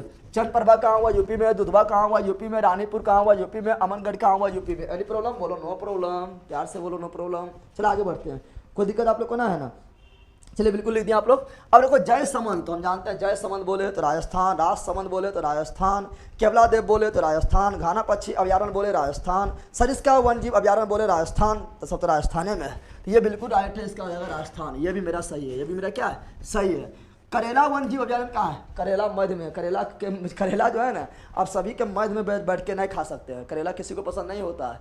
आप करेला जो है सभी के मध्य में बैठ के नहीं, आलू सबके मध्य में बैठ के खा सकते हैं, क्योंकि आलू सबको पसंद होता है, ठीक है, नहीं करेला सबको पसंद नहीं होता है, तो करेला जो है मध्य में नहीं खा सकते हैं, तो ये मध्य प्रदेश बिल्कुल राइट है, ये भी बिल्कुल राइट है। लेकिन नाहरगढ़ वन जीव अभ्यारण्य गढ़ कहाँ है मित्रों, जल्दी बताइए। तो गढ़ तो राजस्थान में, जितना भी गढ़ आप लोग का है सभी तो राजस्थान में है, राजा महाराजा का किला जो है कहाँ पर, राजस्थान में है। तो नाहरगढ़ जो है मित्रों ये आपका ये कहाँ पर, जयपुर राजस्थान, कहाँ पर है, जयपुर राजस्थान में। लेकिन यहाँ कर्नाटक लिख दिया, गलत लिख दिया मित्रों, बताओ गलत लिखा कि नहीं, बोलिए आप लोग इंसाफ कीजिए, गलत लिखा कि नहीं, बिल्कुल गलत लिखा हुआ है, जिसका ऑप्शन नंबर डी सुमेलित नहीं है। डी क्या है, सुमेलित नहीं है। तो कौन सुमेलित नहीं है, तो ऑप्शन नंबर डी सुमेलित नहीं है। यहाँ पर राजस्थान होगा, कर्नाटक नहीं होगा। लेकिन कर्नाटक में भी 2 नेशनल पार्क है, कर्नाटक में भी मित्रों 2 ठो नेशनल पार्क है। एक आपका क्या है, बांदीपुर, क्या है जल्दी याद कर लो, बांदीपुर, क्या बोल रहे हैं मित्रों, बांदीपुर। अरे बांदीपुर नेशनल पार्क कहाँ है, कर्नाटक। बांदीपुर नेशनल पार्क कहाँ है, कर्नाटक। नागरहोर कहाँ है, नागरहोर, नागरहोर नेशनल पार्क भी कहाँ है, कर्नाटक। बांदीपुर कर्नाटक, नागरहोर कर्नाटक, बांदीपुर कर्नाटक, नागरहोर कर्नाटक, बांदीपुर कर्नाटक, नागरहोर कर्नाटक। बोलो जय हो। चलो आगे बढ़ते हैं, जिसका option number D is wrong, D is wrong. चलो आगे बढ़ते हैं, अगला क्वेश्चन क्या है। अगला जो है मित्रों फिर बोल रहा है संविधान के किस अनुच्छेद के तहत, काफी अच्छा क्वेश्चन है, ध्यान दीजिएगा। बोल रहा है मित्रों संविधान के किस अनुच्छेद के तहत सर्वोच्च न्यायालय रिट जारी करता है। तो हम जानते हैं मित्रों सुप्रीम कोर्ट आर्टिकल मौलिक अधिकार की रक्षा के लिए, सुप्रीम कोर्ट मौलिक अधिकार के रक्षा के लिए आर्टिकल 32 के तहत 5 प्रकार के रिट जारी करता है। लेकिन हाई कोर्ट आर्टिकल 226 के तहत मौलिक अधिकार की रक्षा के लिए 5 प्रकार के रिट जारी करता है। और हाई कोर्ट जो है अन्य मामला को भी आर्टिकल 226 के तहत दे सकता है, लेकिन सुप्रीम कोर्ट अन्य मामला को आर्टिकल 32 के तहत नहीं दे सकता, यह याद रखिएगा। फिर यहाँ बोल रहा है क्या मित्रों, संविधान के किस अनुच्छेद के तहत सर्वोच्च न्यायालय यानी सुप्रीम कोर्ट रिट जारी करता था, आर्टिकल 32, तो ऑप्शन नंबर है। और यही आर्टिकल 32 को बाबा साहेब भीमराव अम्बेडकर संविधान के आत्मा कहे थे। शिक्षा वह सैनिक का दूध है, जो जितना पिएगा उतना दहाड़ेगा। तो आप लोग शिक्षा रूपी सैनिक का दूध पिए मित्रों, आप लोग दहाड़िएगा। तो ये नेता लोग जो है आपको जो है इधर से उधर जो है सिर्फ जो है भीड़ में आपका इस्तेमाल करेगा, लड़ाई में आपका इस्तेमाल करेगा, ठीक है, जाति पाति करवाने में आपका इस्तेमाल करेगा, वोट बैंकिंग में आपका इस्तेमाल करेगा, और आपको मिलेगा कुछ नहीं, बाबा जी के ठुल्लू मिलेगा, ठीक है ना। इसीलिए शिक्षा रूपी दूध पिए और दहाड़ के रख दीजिए कहीं भी, ठीक है ना। तो इसका जो है मित्रों ऑप्शन नंबर है, ऑप्शन नंबर ए बिल्कुल राइट हो जाएगा। अब यहाँ ध्यान दो 129 में क्या है, तो आर्टिकल 129 बोलता है क्या मित्रों, सुप्रीम कोर्ट एक अभिलेख न्यायालय है। सुप्रीम कोर्ट एक अभिलेख न्यायालय है, यानी सुप्रीम कोर्ट जो भी निर्णय सुनाएगा वो जो है अन्य न्यायालय के लिए कानून बन जाएगा। तो सुप्रीम कोर्ट एक अभिलेख न्यायालय है, इसकी चर्चा किसमें है, तो सुप्रीम कोर्ट एक अभिलेख न्यायालय है, इसकी चर्चा आर्टिकल 129 में, ये भी याद कर लेना है मित्रों। 132 में क्या है, 132 में है मित्रों, क्या पता है 132 में है, 132 में क्या है, तो आर्टिकल 132 में है मित्रों क्या, कि हाई कोर्ट से अपील के द्वारा, हाई कोर्ट से कोई मामला अपील के द्वारा सुप्रीम कोर्ट में लाया जा सकता है। हाई कोर्ट से कोई भी मामला अपील के द्वारा सुप्रीम कोर्ट में लाया जा सकता है। यह आर्टिकल 132 में लिखा हुआ है, 132 में लिखा हुआ है। 141 में क्या लिखा हुआ मित्रों, तो आर्टिकल 141 में लिखा हुआ है कि सुप्रीम कोर्ट के निर्णय, सुप्रीम कोर्ट की निर्णय देश के सभी न्यायालय में मान्य होगा। सुप्रीम कोर्ट का निर्णय, सुप्रीम कोर्ट सुप्रीम है, सुप्रीम है, सुप्रीम है, सुप्रीम है, सर्वोच्च है, सर्वोच्च है, सर्वोच्च है। सुप्रीम कोर्ट का निर्णय देश के सभी न्यायालय में, देश के सभी न्यायालय में मान्य होगा। सभी न्यायालय में क्या होगा? सभी न्यायालय में मान्य होगा। यह आपका जो है मित्रों लिखा हुआ आर्टिकल 148 में लिखा हुआ है। तो ये सब आप लोग को याद हो गया? बोलो यस याद हुआ कि नहीं? बोलो यस याद हो गया है। तो इसका ऑप्शन नंबर ए जो हमारे बिल्कुल राइट है। क्या आप लोग मार दिए? बोलो यस, जल्दी बोलिए। हम लोग को बहुत दिक्कत है भैया। क्या लिख रहे हैं? अड़चन भी है 10%, आरक्षण भी 10% ही दिया है। क्या चीज़ दिक्कत है बताइए, थोड़ा ना समझ आया, डिटेल में बताइएगा। चलिए बिल्कुल राइट है, आगे बढ़े। तो इसका ऑप्शन नंबर ए जो हमारे हम गड्ढा उड़ा दिए हैं। आगे बढ़ते हैं। अगला क्वेश्चन क्या है मित्रों? अगला क्वेश्चन आपके सामने ये रहा। हिंदुस्तान रिपब्लिकन एसोसिएशन बताइए दिया है। HRA का स्थापना 1924 में सचिंद्र नाथ सनियार ने बताए थे। सचिंद्र नाथ सनियार ने किया था। सचिंद्र नाथ सनियार ने किया था। कहाँ किया था? कानपुर में किया था, बताए थे। फिर हम बताए थे काकोरी कांड हुआ। क्या हुआ था? काकोरी कांड हुआ था। काकोरी कांड का नाम बदलकर काकोरी ट्रेन एक्शन रखा गया था और यह 9 अगस्त 1925 को हुआ था। इसी में HRA के सदस्य को गिरफ्तार कर लिया था। इसका जो मेन नेता था वो कौन था मित्रों? तो सरफरोशी की तमन्ना अब हमारे दिल में है। सरफरोशी की तमन्ना अब हमारे दिल में है। देखते हैं बाज कितने, क्या बोलते हैं, सरफरोशी की तमन्ना अब हमारे दिल में है और देखते हैं दम कितना बाजुए कातिल में है। ये कौन बोले थे? तो बोले थे ये आपका मित्र कौन? ये बोले थे कौन? राम प्रसाद बिस्मिल बोले थे। वही इनका मेन नेता थे। तो काकोरी कांड या काकोरी ट्रेन एक्शन जो हुआ था 9 अगस्त 1925 को हुआ था। इसी में जो है HRA खत्म हो गया। क्या हो गया? HRA खत्म हो गया था। फिर इसके स्थान पर आया था मित्रों HSRA आया था, Hindustan socialist republican association. Hindustan socialist republican association 1928 में। और इसका स्थापना कौन किया था? इसका स्थापना किया था मित्रों चंद्रशेखर आजाद। आजाद हैं हम, हमें कोई जिंदा पकड़ नहीं सकता है। और चंद्रशेखर आजाद जो है मित्रों, इसे इलाहाबाद के एक पार्क था मित्रों, उसमें ये अपने खुद से गोली मार दी, लेकिन अंग्रेज के चुंगल में नहीं आए थे। और स्थापना किए थे 1928 में किए थे HSRA का स्थापना। और ये कहते फिरोज शाह कोटला मैदान है, फिरोज शाह कोटला मैदान में किए थे, जिसका अभी नाम है मित्रों अरुण जेटली स्टेडियम। तो यहाँ बोला हिंदुस्तान रिपब्लिकन एसोसिएशन, यानी हिंदुस्तान रिपब्लिकन एसोसिएशन का स्थापना कहाँ हुआ? कानपुर। कहाँ हुआ था? कानपुर। Option number C. क्या मार दिए? बोलो यस। चलिए चंद्रशेखर आजाद बिल्कुल राइट है। चंद्रशेखर आजाद बिल्कुल राइट है। चलिए बिल्कुल डी है, बिल्कुल राइट है। अल्फ्रेड पार्क बिल्कुल राइट है। अल्फ्रेड पार्क में ये अपने आप को जो है अंग्रेजों को हवाला नहीं होने दिए थे और लास्ट गोली बचा हुआ था वो अपने आप को मार लिए थे, क्योंकि ये प्रण खाए थे कि अंग्रेज ये हमें कभी भी जिंदा नहीं पकड़ सकते हैं।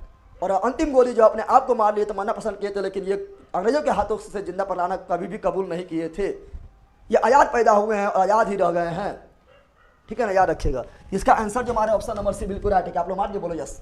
चलो आगे बढ़ता है। क्या अलग क्वेश्चन है मित्रों? ये कोहरा के समय, कोहरा होता है तो कोहरा में क्या होता है? कोहरा में क्या होता है? कोहरा में जो होता है मित्रों वो क्या होता है? तो कोहरा में नमी होता है। ठीक है ना, हवा में जो है नमी का बूंद जो है ये बूंद बूंद के रूप में जमा हो जाता है।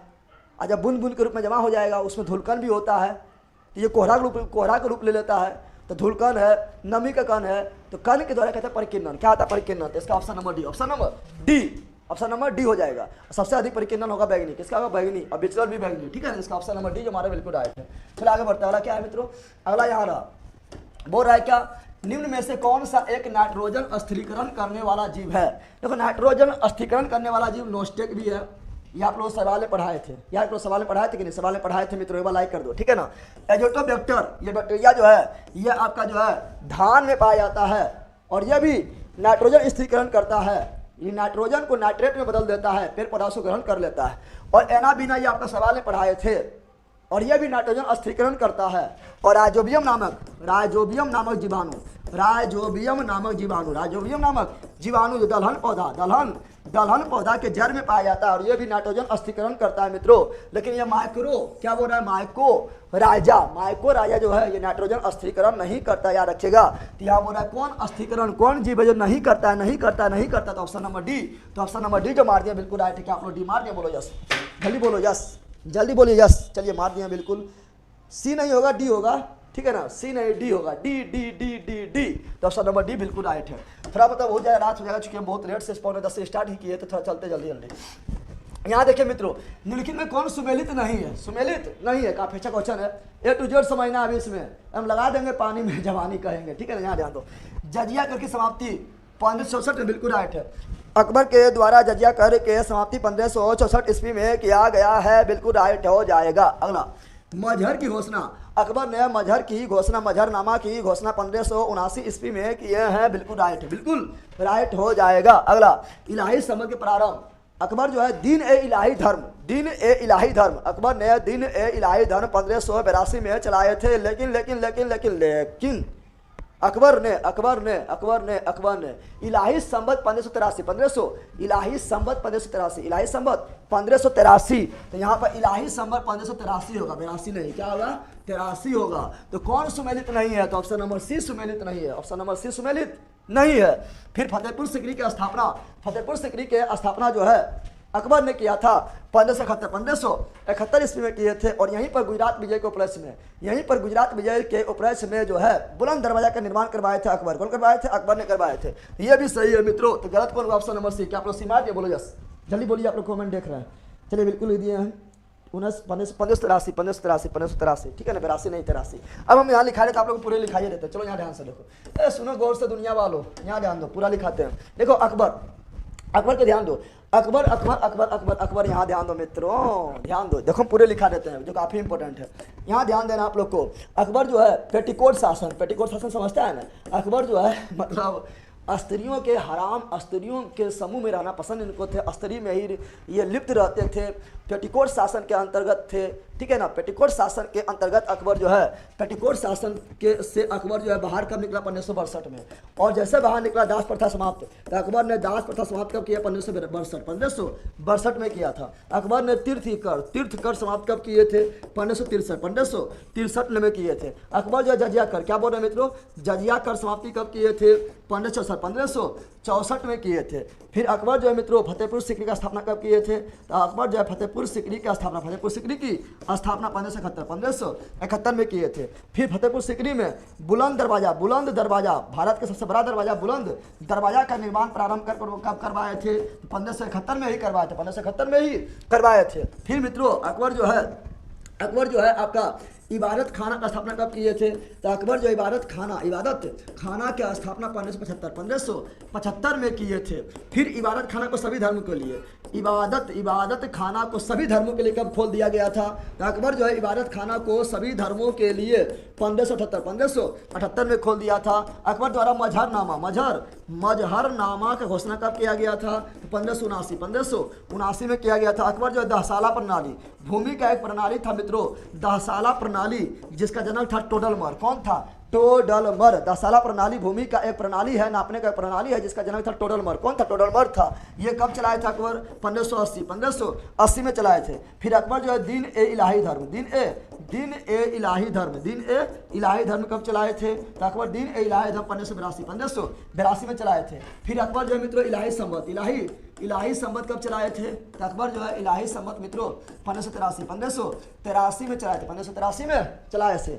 और अकबर का अंतिम आक्रमण कब किए थे, तो अकबर जो है मित्रों अंतिम आक्रमण किए थे वो किए थे असरगढ़ के किला के खिलाफ, असरगढ़ के किला के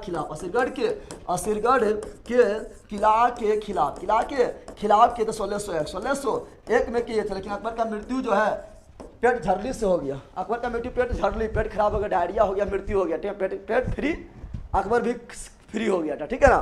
तो अकबर का मृत्यु 1605 में हुआ था। चलिए लो स्क्रीनशॉट, यही आपका रिजल्ट दिलवाएगा। चलिए स्क्रीनशॉट लीजिए।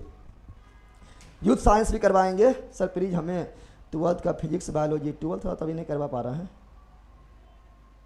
स्क्रीनशॉट ले लीजिए, बताइए थोड़ा फास्ट में चले, आप लोग कमेंट थोड़ा कर दीजिए तो, क्योंकि 11 बजने वाला है, ठीक है ना। और थोड़ा फास्ट में चलें, जल्दी बता दीजिए आप लोग, बताइए थोड़ा फास्ट में चलते हैं, फिर तो चलेंगे धीरे धीरे, फिर आएगा मज़ा, कोई दिक्कत नहीं है। स्क्रीनशॉट लीजिए इसका, जल्दी बता दीजिए। 1601 बिल्कुल है, थोड़ा कमेंट करिए आप लोग। सोनी नहीं दी, क्या लिख रहा है, हमको भी नींद आने लगा। जो सोया सो खोया,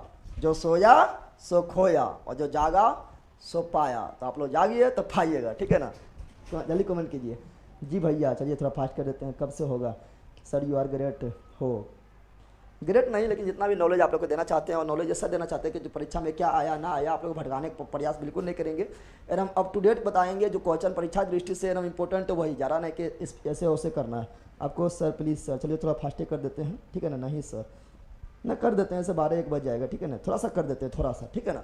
फिर हम चलेंगे, फिर आएगा चलेंगे टाइम, फिर 7:30 बजे क्लास चलेगा तो हम फिर गर्दा मचा देना है। ऐसे भी आप लोग को कम थोड़े करवा रहे हैं, हम बोलते हैं कि कम करवाएंगे लेकिन फिर उतने हो जाता है, हमसे बर्दाश्त ना होता है कि आप लोग को कम दे उतना, तो आप लोग खुद ही जानते हैं, तो फिर मेरा क्लास क्यों आ जाएगा करने के लिए, ठीक है ना। लेकिन आप लोग को जो हम पूरा देते हैं, ठीक है ना। चलिए बिल्कुल बिल्कुल बिल्कुल आप पढ़ाइए सर, चलो पढ़ा रहा है। चलिए देखिए अगला बढ़ते हैं, अगला क्वेश्चन क्या है मित्रों। अगला देखिए यहाँ पे क्या बोल रहा है, वो बोल रहे हैं क्या मित्रों समझिए। बोल रहा कौन सुमेलित नहीं है, कौन सुमेलित नहीं है, ये वाला लाइक कर दीजिए, कौन सुमेलित नहीं है। देखो यहाँ पे बोल रहा है कृष्ण प्रथम एरोला के कैलाश मंदिर बनाया है, तो बिल्कुल राइट है मित्रों। एरोला के कैलाश मंदिर का निर्माण राष्ट्रकूट शासक कृष्ण प्रथम के द्वारा करवाया गया था। एरोला के कैलाश मंदिर का निर्माण राष्ट्रकूट शासक कृष्ण प्रथम के द्वारा करवाया गया था। 100% राइट, 100% राइट है, तो सही हो गया मित्रों। लेकिन एक जो कांची में कैलाश मंदिर है, तमिलनाडु के कांची में कैलाश मंदिर है, तमिलनाडु के कांची के कैलाश मंदिर का निर्माण नरसिंहवर्मन द्वितीय, नरसिंहवर्मन द्वितीय, नरसिंहवर्मन द्वितीय। तो यहाँ ध्यान दो, कांची कैलाश मंदिर, कांची के कैलाश मंदिर, तमिलनाडु के कांची के कैलाश मंदिर का निर्माण पल्लव शासक नरसिंहवर्मन द्वितीय, पल्लव शासक नरसिंहवर्मन द्वितीय ने करवाया था। तो यहाँ नरसिंहवर्मन प्रथम लिखा है, गलत हो गया, द्वितीय क्या हुआ, द्वितीय। तो कौन सुमेलित नहीं है, तो ऑप्शन नंबर डी सुमेलित नहीं है। बोलो मार दिया, बोलो यस मार दिए हैं, बोल दो यस मार दिए हैं, मारने को दिक्कत है, गर्दावरा देना है। तो ऑप्शन नंबर डी गलत है, क्योंकि यहाँ पर प्रथम नहीं बल्कि द्वितीय होगा। कांची के कैलाश मंदिर का निर्माण पल्लव शासक पल्लव शासक नरसिंहवर्मन द्वितीय ने करवाया था। तो यही आपका रोंग हो गया, क्या होगा, रोंग हो गया, ठीक है ना। तो यही आपका आंसर हो जाएगा। बाकी बार याद कर लीजिए मतलब महाबलीपुरम के रथ मंदिर का निर्माण, महाबलीपुरम के रथ मंदिर का निर्माण पल्लव शासक नरसिंहवर्मन प्रथम ने करवाया था, बिल्कुल राइट है। ये क्या है सही, क्या है सही, महाबलीपुरम के रथ मंदिर का निर्माण पल्लव शासक नरसिंहवर्मन प्रथम करवाया था, बिल्कुल 100% राइट है मित्रों। फिर यहाँ देखते हैं बिंदेश्वर का मंदिर, बिंदेश्वर के मंदिर को तंजौर के बिंदेश्वर मंदिर, तंजौर के बिंदेश्वर मंदिर, तंजौर के बिंदेश्वर मंदिर का निर्माण जिसको राज राजेश्वर मंदिर बोलते हैं, तंजौर के बिंदेश्वर मंदिर को राज राजेश्वर मंदिर भी कहा जाता है, जिसका निर्माण चोल शासक राय प्रथम ने करवाया था। तो ये भी सही, ये भी क्या सही हो जाएगा मित्रों। तो गलत कौन हुआ, option number D, option number D is wrong, option number D is wrong, क्योंकि यहाँ पर प्रथम नहीं बल्कि द्वितीय हो जाएगा। बोलो एनी प्रॉब्लम, बोलो नो प्रॉब्लम। चलो आगे बढ़ते हैं, तो ऑप्शन नंबर डी, चलो आगे। अगला क्या, अगला जो है ये क्वेश्चन था, क्या बोल रहा है मित्रों, यहाँ ध्यान दो। बोल रहा है क्वेश्चन नंबर 18, यदि किसी निश्चित समय अवधि में, क्या बोल रहा है, यदि किसी निश्चित समय अवधि में मूल्य और मौद्रिक आय दुगुना हो जाए। देखो मूल्य भी क्या है दुगुना, क्या हो गया, मूल्य मान लो कितना था 10 हो गया 20, और मौद्रिक आय मान लो आपका आय कितना था, आपका आय मान लो 10 था, हो गया 20, कितना हो गया 20 हो गया है। तो बोल रहा है क्या, तो वास्तविक आय होगी क्या। देखो यहाँ पर समझो, मूल्य 10 था और इनकम भी 10 हुआ। अब मूल्य जो है 20 हो गया, 10 बढ़ गया, 10 क्या हुआ, बढ़ गया है। तो इनकम भी तो आपका 10 से बढ़ा है, यानी इनकम में कोई फर्क पड़ा नहीं पड़ा है, इनकम में कितना बढ़ा, 10 से बढ़ा है।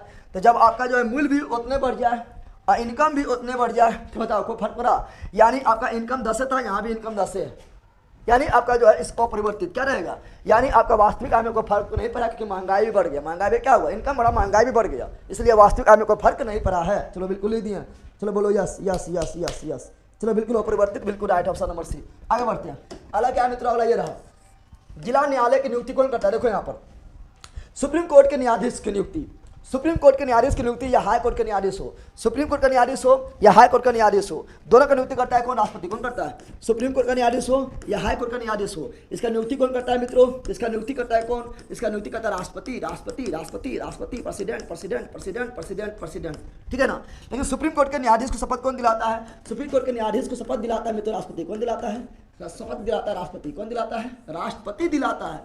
लेकिन लेकिन लेकिन लेकिन लेकिन हाई कोर्ट के न्यायाधीश शपथ कौन दिलाता है, तो हाई कोर्ट के न्यायाधीश को शपथ कौन दिलाता है, तब दिलाता है राज्यपाल। कौन दिलाता है, राज्यपाल। याद रखना, नियुक्ति दोनों करते हैं राष्ट्रपति, सुप्रीम कोर्ट का न्यायाधीश हो या हाई कोर्ट का न्यायाधीश हो, दोनों नियुक्ति कौन करेगा, राष्ट्रपति। कौन करेगा, राष्ट्रपति।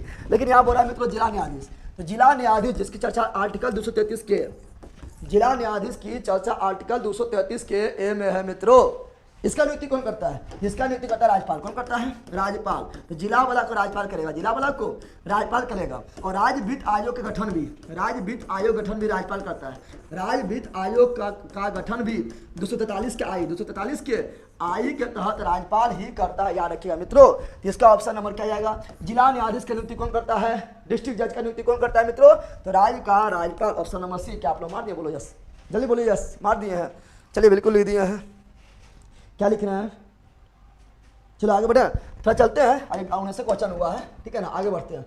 अगला क्या है मित्रों? अगला है पश्चिमी घाट पर, पश्चिमी घाट पर पाए जाने वाला। देखो मित्रों, पश्चिमी घाट, इधर आपका हुआ क्या मित्रों? इधर आपका हुआ पश्चिमी घाट। इधर क्या हुआ? इधर हुआ पश्चिमी घाट हुआ है, ये हुआ पूर्वी घाट हुआ है। पश्चिमी घाट में मानसून आती है सबसे पहले, और बारिश उमस के होता है, ठीक है ना। और इधर बारिश नहीं होता तो वृष्टि छाया क्षेत्र, वृष्टि छाया क्षेत्र बन गया है। इधर बारिश जम के होता है, जम के बरस, थम के बरस, जम के बरस। इधर गर्मी भी उमस के और बारिश भी उमस के। 200 सेंटीमीटर से अधिक बारिश होता है। जहाँ बारिश बहुत ज़्यादा होगा, गर्मी बहुत ज़्यादा होगा, वहाँ जो पेड़ पौधा होगा मित्रों सदाबहार वन होगा, एवरग्रीन फॉरेस्ट होगा, यानी वहाँ के पौधा के पत्तियाँ जो है एक ही बार नहीं गिराएगा और हमेशा हरा भरा दिखाई देगा। इसलिए पश्चिमी घाट जो है मित्रों ये क्या है? तो ये आपका सदाबहार वन पाया जाएगा। इसका option number A. Option number, पश्चिमी घाट पर पाया जाने वाला वनस्पति का प्रकार कौन है? सदाबहार वन। क्या है? सदाबहार one, evergreen forest, evergreen forest. इसका एग्जाम्पल क्या है मित्रों? जान दो। सदाबहार वन में कौन कौन आएगा? सदाबहार वन में आएगा रबर, रबर के पौधा कौन वन का एग्जाम्पल है? एग्जाम्पल याद कर लो, जो इंपॉर्टेंट है वही बताते हैं आप लोग को मित्रों, परीक्षा दृष्टि से काफी इंपॉर्टेंट है। तो रबर के पौधा जो है ये सदाबहार वन में आएगा, ठीक है ना। फिर सिनकोना, सिनकोना जो मित्रों जिससे मलेरिया के उपचार में यूज करते हैं, ये भी सदाबहार वन के पौधा है मित्रों। फिर आपका जो है क्या बोल रहे हैं? रोजवुड। क्या बोल रहे हैं? रोजवुड मित्रों, ये भी सदाबहार वन के पौधा है। आयरनवुड, क्या बोल रहे हैं? आयरनवुड, ये भी आपका सदाबहार वन का पौधा है। एबोनी, एबोनी, ठीक है ना, एबोनी भी मित्रों ये भी सदाबहार वन का पौधा है। महागौनी, एबोनी, महागौनी, एबोनी, महागौनी, एबोनी, महागौनी। तो महागौनी भी मित्रों ये भी सदाबहार वन के पौधा, सदाबहार वन का पौधा है। बांस भी मित्रों, बांस भी सदाबहार वन का पौधा, याद रखिएगा, ठीक है ना। लेकिन भारत में सर्वाधिक किस प्रकार का वन पाया जाता है? भारत में सर्वाधिक वन जो पाया जाता है मित्रों वह है पर्णपाती। क्या है? पर्णपाती वन। भारत में सर्वाधिक वन कौन है? भारत में सर्वाधिक वन जो है मित्रों वह है पर्णपाती। पर्णपाती जो है, जो साल में अपना पत्ती जो है एक बार गिरा देगा उसे पर्णपाती वन कहा जाएगा।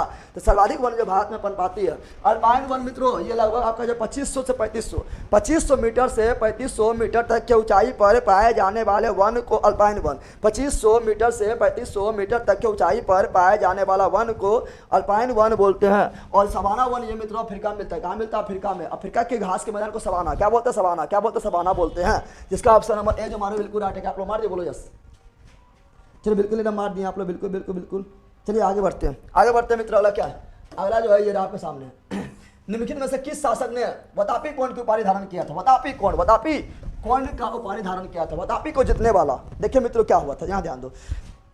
618 ईस्वी में, 618 ईस्वी में हर्षवर्धन, ठीक है ना, हर्षवर्धन एवं वर्सेस पुलकेशिन द्वितीय, पुलकेशिन द्वितीय के 20, पुलकेशिन द्वितीय के 20 नर्मदा नदी के तट पर, नर्मदा नदी के तट पर युद्ध हुआ था।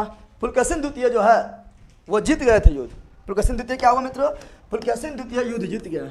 पुलकेशिन द्वितीय जब युद्ध जीत गया इसका माना बढ़ गया है, बोला हमरा ऐसा को हकी हो, और ये चल के दक्षिण भारत में लड़ने के लिए। और दक्षिण भारत में जब लड़ने गया पुलकेशिन द्वितीय, दक्षिण भारत में उस समय शासक था पल्लव वंश के शासक, पल्लव वंश के शासक था मित्रों महेंद्र वर्मन प्रथम। कौन था?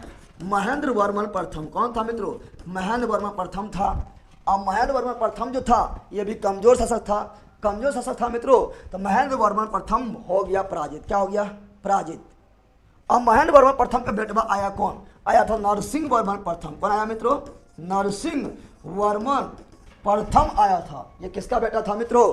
ये महेंद्र वर्मन प्रथम का बेटा था। और नरसिंह वर्मन प्रथम बोला था कि बाप का, दादा का, भाई का, चाचा का सबका बदला लेगा रे तेरा नरसिंह वर्मन फर्स्ट, ठीक है ना। तो नरसिंह वर्मन फर्स्ट बोला था कि हम अपना पिता का बदला जरूर लेंगे, हम इसको छोड़ेंगे नहीं। और उसके बाद मित्रों पुलकेशिन द्वितीय और नरसिंह वर्मन फर्स्ट के बीच युद्ध होता है, और इस युद्ध में जो है पुलकेशिन द्वितीय का सर काट दिया जाता है। कौन काटता है मित्रों? काटने वाला नरसिंह वर्मन फर्स्ट है। और नरसिंह वर्मन फर्स्ट जब पुलकेशिन द्वितीय को हराते हैं तो पुलकेशिन द्वितीय कहाँ शासक था? तो पुलकेशिन द्वितीय शासक था मित्रों वतापी के। वतापी के शासक कौन था? पुलकेशिन द्वितीय था। और वातापी के शासक पुलकेशिन द्वितीय को नरसिंह वर्मन प्रथम हरा देता है और नरसिंह वर्मन प्रथम बोलता है वातापी को हम जीत लिए हैं। वातापी कोंड, कोंड मतलब जीतने वाला, कोंड मतलब वातापी को जीतने वाला, वातापी कोंड। तो वातापी कोंड का उपाधि कौन धारण किया था? तो पुलकेशिन नरसिंह वर्मन प्रथम। Option number D. समझा? जल्दी बताओ। कहानी समझा? कहानी समझ आएगा, कोई दिक्कत नहीं। बताओ समझे कहानी? बोलो यस। चलो आगे बढ़ते हैं। इसका ऑप्शन नंबर डी। आगे बढ़ते हैं। अगला 1857 ईस्वी क्रांति के ठीक बाद कौन सा क्रांति हुआ? देखो 1857 ईस्वी के ठीक पहले जो क्रांति हुआ था, ठीक पहले संथाल विद्रोह क्या हुआ था? इसके ठीक पहले जो हुआ था मित्रों संथाल विद्रोह। क्या हुआ था? संथाल विद्रोह हुआ था 1855-56 में। 1855-56 में संथाल विद्रोह हुआ था, जिसका नेता था सिंधु कान्हू चांद भैरव। सिंधु कान्हू चांद भैरव, सिंधु कान्हू चांद भैरव इसका नेता था। तो पहले पूछेगा तो संथाल, क्या बोलेंगे? संथाल विद्रोह हुआ था। पहले पूछेगा तो संथाल विद्रोह। अब बाद पूछेगा बाद में इसके बाद में कौन विद्रोह हुआ था? तो नील विद्रोह। क्या हुआ था? नील विद्रोह हुआ था। और नील विद्रोह बिहार में नील विद्रोह नहीं, बिहार में चंपारण आंदोलन था। नील विद्रोह हुआ था मित्रों बंगाल में। कहाँ हुआ था? बंगाल में हुआ था। कब हुआ था? तो ये हुआ था कब? तो ये आपका हुआ था 1858-59 में हुआ था नील विद्रोह। तो यहाँ बोला क्या? 1857 की क्रांति के ठीक बाद, पहले नहीं, बाद। तो बाद में क्या हुआ मित्रों? नील विद्रोह। कहाँ पर हुआ था? बंगाल में। कब हुआ था? 1858 और 1859 के बीच हुआ था। तो यहाँ पर हो जाएगा नील विद्रोह। और नील विद्रोह का जो है मित्रों चर्चा किसमें है? तो एक नाटक है मित्रों, एक नाटक है जिसका नाम क्या है? एक नाटक है जिसका नाम है नील दर्पण। क्या है? नील दर्पण नामक एक नाटक है मित्रों। उसी में आपका नील विद्रोह का चर्चा मिलता है। और आप लोग कमेंट कीजिए कि नील दर्पण के संपादक कौन था? तो नील दर्पण का संपादक था मित्रों दीनबंधु मित्र। कौन था? दीनबंधु मित्र। कौन था? दीनबंधु मित्र था। याद रखिएगा। इसका ऑप्शन नंबर जो डी मारे बिल्कुल राइट है। आप लोग मार दिए? बोलो यस। चलिए बोलिए यस। क्या आप लोग मार दिए? चलिए बिल्कुल लिख दिया है। 1858 बिल्कुल राइट है। बिल्कुल। चलिए आगे बढ़ते हैं। अगला क्या मित्रों? अगला जो है ये रहा आपके सामने। बोल रहा है क्या? निम्न में से कौन सी समिति चुनाव सुधार से संबंधित है? चुनाव को सुधार से संबंधित कौन है? चुनाव से सुधार से आपका दिनेश गोस्वामी समिति भी है। चुनाव के सुधार से आपका इंद्रजीत गुप्ता समिति भी है। चुनाव के सुधार से आपका बोहरा समिति भी है। चुनाव के सुधार से आपका जो है कौन समिति नहीं है? तो ओम प्रकाश समिति चुनाव के सुधार से बिल्कुल नहीं है। तो इसका ऑप्शन नंबर डी बिल्कुल राइट हो जाएगा। अब जो इंपॉर्टेंट समिति है वो हम थोड़ा बताते हैं, क्योंकि ये काफ़ी इंपॉर्टेंट हो जाता है। आप लोग पढ़ भी करते हैं। चलो देखते हैं कुछ समिति जो इंपॉर्टेंट है। जैसे बोलेगा मित्रों, चलो यहाँ ध्यान दो। जैसे बोलेगा बताओ चलैया समिति किससे संबंधित है? तो चलैया समिति जो है मित्रों, चलैया समिति है मित्रों किससे? चलैया समिति है कर सुधार। किससे है? कर सुधार रे मितवा, कर सुधार। ठीक है ना। फिर आपका मित्रों क्वेश्चन बोलेगा कि बताओ, क्वेश्चन बोलेगा कि सरकारिया आयोग संबंध किससे है? तो सरकारिया आयोग के जो जिसका स्थापना 1983 में हुआ था, काफी इंपॉर्टेंट है। केंद्र राज्य संबंध से। फिर बोलेगा मित्रों पुंछी आयोग। क्या बोलेगा? पुंछी आयोग का संबंध किससे है? तो पुंछी आयोग का स्थापना भी मित्रों, इसका स्थापना 2007 में हुआ था और इसका भी हुआ केंद्र राज्य संबंध हो जाएगा। फिर बोलेगा आप लोग का मित्रों कि बताइए कि स्वामीनाथन आयोग का संबंध किससे है? तो स्वामीनाथन आयोग का संबंध जो है मित्रों ये आपका जनसंख्या क्या है? जनसंख्या संबंधित है। जनसंख्या नीति से संबंधित है। फिर बोलेगा मित्रों जानकी रमन समिति संबंध किससे है? तो जानकी रमन समिति संबंध है मित्रों आपका प्रतिभूति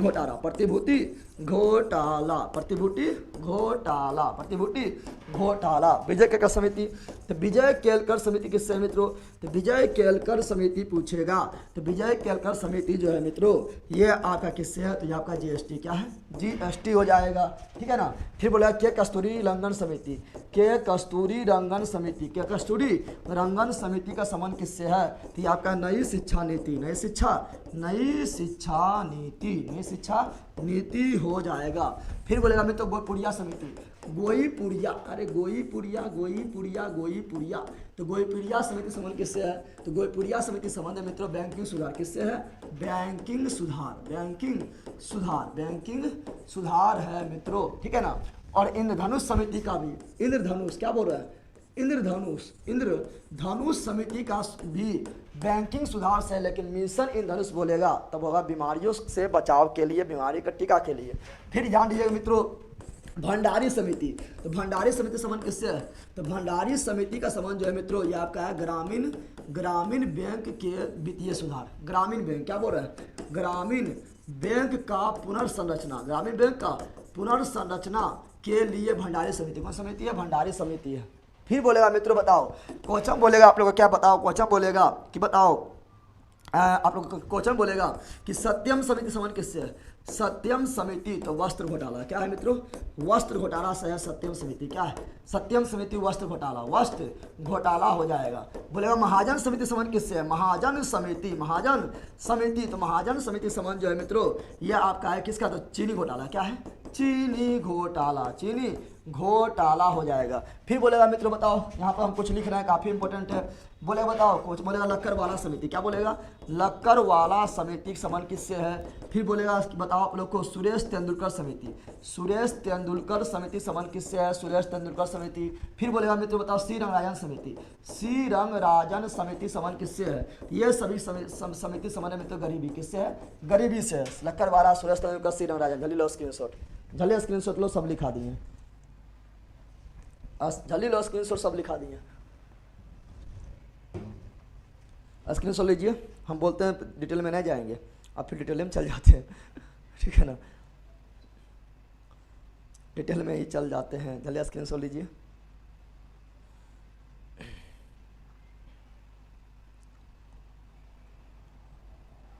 जल्दी स्क्रीनशॉट लीजिए। हजारी समिति, और हजारी समिति भी बता देते हैं। हजारी समिति जो है मित्रों, हजारी समिति विक्की जी, हजारी समिति है आपका औद्योगिक नीति। क्या है? औद्योगिक नीति, औद्योगिक नीति से संबंधित है। क्या उद्योग के लिए क्या नीति होना चाहिए उससे संबंधित है हजारी समिति। और भारत में औद्योगिक नीति जो आया था 1948 में आया था, ये भी याद रखिएगा, ठीक है ना। और वांचू समिति, रेखी समिति, ये सभी आपका जो है अप्रत्यक्ष कर से है, ठीक है ना। चलो स्क्रीनशॉट ले लिए, आशा और उम्मीद करते हैं ले लिए आप लोग स्क्रीनशॉट। जल्दी बताइए, बताइए स्क्रीनशॉट लिए हैं? चलिए बिल्कुल ले दिए हैं, चलिए बिल्कुल बिल्कुल बिल्कुल बिल्कुल बिल्कुल स्क्रीनशॉट ले लिए हैं। चलिए आगे बढ़ते हैं, आगे बढ़ते हैं मित्रों। तो इसका आगे बढ़ जाते हैं। अगला क्वेश्चन क्या है? अगला, व्यक्ति का भार उस लिफ्ट में अधिक होगा जब, देखो व्यक्ति जब त्वरण के साथ, देखो यहाँ पर लिफ्ट जब त्वरण के साथ ऊपर जाएगा तो भार बढ़ जाएगा, लिफ्ट जब त्वरण के साथ नीचे आएगा तो भार घट जाएगा, लिफ्ट जब समान वेग से ऊपर जाएगा नीचे आएगा समान वेग से, समान वेग से, समान वेग से, समान वेग से, तो भार में कोई परिवर्तन नहीं होगा। क्या बोले समझा? लिफ्ट जब त्वरण के साथ ऊपर जाएगा भार बढ़ जाएगा, लिफ्ट जब त्वरण के साथ नीचे आएगा भार घट जाएगा, लिफ्ट जब समान वेग से, समान वेग यानी त्वरण जीरो, समान वेग यानी त्वरण जीरो, लिफ्ट जब समान वेग से ऊपर जाए या नीचे आए भार में कोई परिवर्तन नहीं होता, वो परिवर्तित होता है। समझ आ गया है ना? बोलो समझ आया? और रस्सी टूट जाएगा तो भार जीरो, क्या जाएगा? भार जीरो। तो यहाँ क्या बोल रहा है? यहाँ बोल रहा है क्या? व्यक्ति का भार लिफ्ट में अधिक होगा अस्थिर वेग से नहीं, अस्थिर वेग से नहीं, अस्थिर वेग से नीचे की ओर चलता है नहीं, अस्थिर वेग से चलेगा तो भार में कोई परिवर्तन नहीं होगा। ऊपर की ओर त्वरित होता है, बिल्कुल ऊपर की ओर त्वरण से जाएगा तो भार बढ़ जाएगा, यानी option number C, option number C. चलो आगे बढ़ते हैं। अगला क्या है? चलो मिलान करो, जल्दी मिलान करो, इसके मिलान करो। मामलुक वंश, मामलुक वंश को ही बोलते गुलाम वंश। क्या बोलते हैं? मामलुक वंश को ही गुलाम वंश कहा जाता है मित्रों। इसका संस्थापक कौन था? तो कुतुबुद्दीन ऐबक, ये सही है, सुमेलित नहीं है, बताना है। लोधी वंश, लोधी वंश का संस्थापक कौन है मित्रों?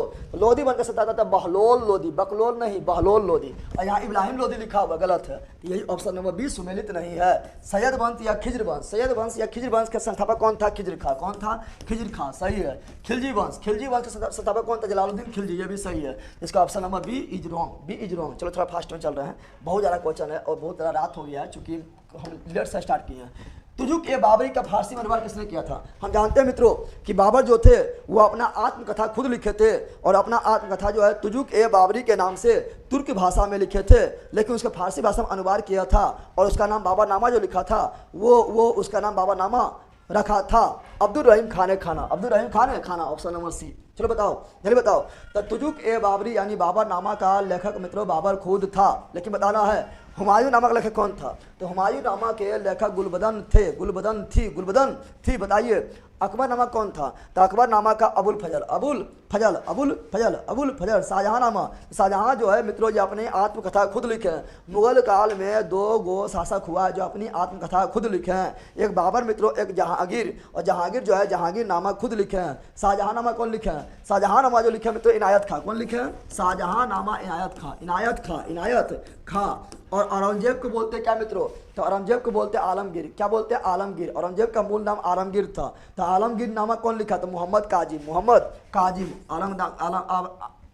आलमगीर नामा कौन लिखा? तो मोहम्मद काजिम। ये सब याद रखिएगा। अच्छा एक क्वेश्चन बताइए आप लोग कि फुतुहात ए फिरोज शाही किसकी आत्मकथा है? तो फुतुहात ए फिरोज शाही जो आत्मकथा है मित्रों ये आपका फिरोज शाह तुगलक का है। यानी फुतुहात ए फिरोज शाही नामक पुस्तक जो है फिरोज शाह तुगलक खुद लिखे हैं। लेकिन आप लोग कमेंट कीजिए कि तारिक ए फिरोज शाही लेखक कौन है? तारिक ए फिरोज शाही का लेखक कौन है? जियाउद्दीन बर्नी। तारिक ए फिरोज शाही लेखक कौन है? जियाउद्दीन बर्नी। इसका ऑप्शन नंबर जो मित्रों बिल्कुल सी, बिल्कुल राइट है। आगे बढ़े, बोलो यस।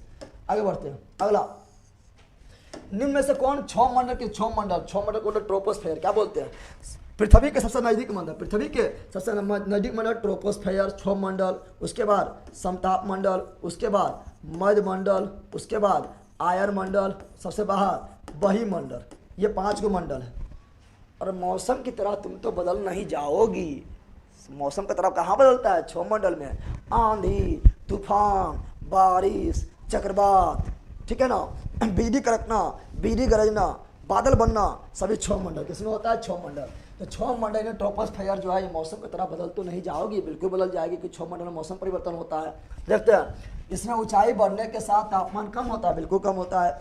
जैसे जैसे 6 मंडल में ऊपर जाएंगे तापमान में कमी होगा। 6 मंडल की ऊंचाई ग्रीष्म काल में बढ़ जाता है, बिल्कुल बढ़ जाएगा। ग्रीष्म काल में ऊंचाई बढ़ जाएगा 6 मंडल, क्योंकि गर्मी के कारण ऊंचाई बढ़ जाएगा, ठीक है ना।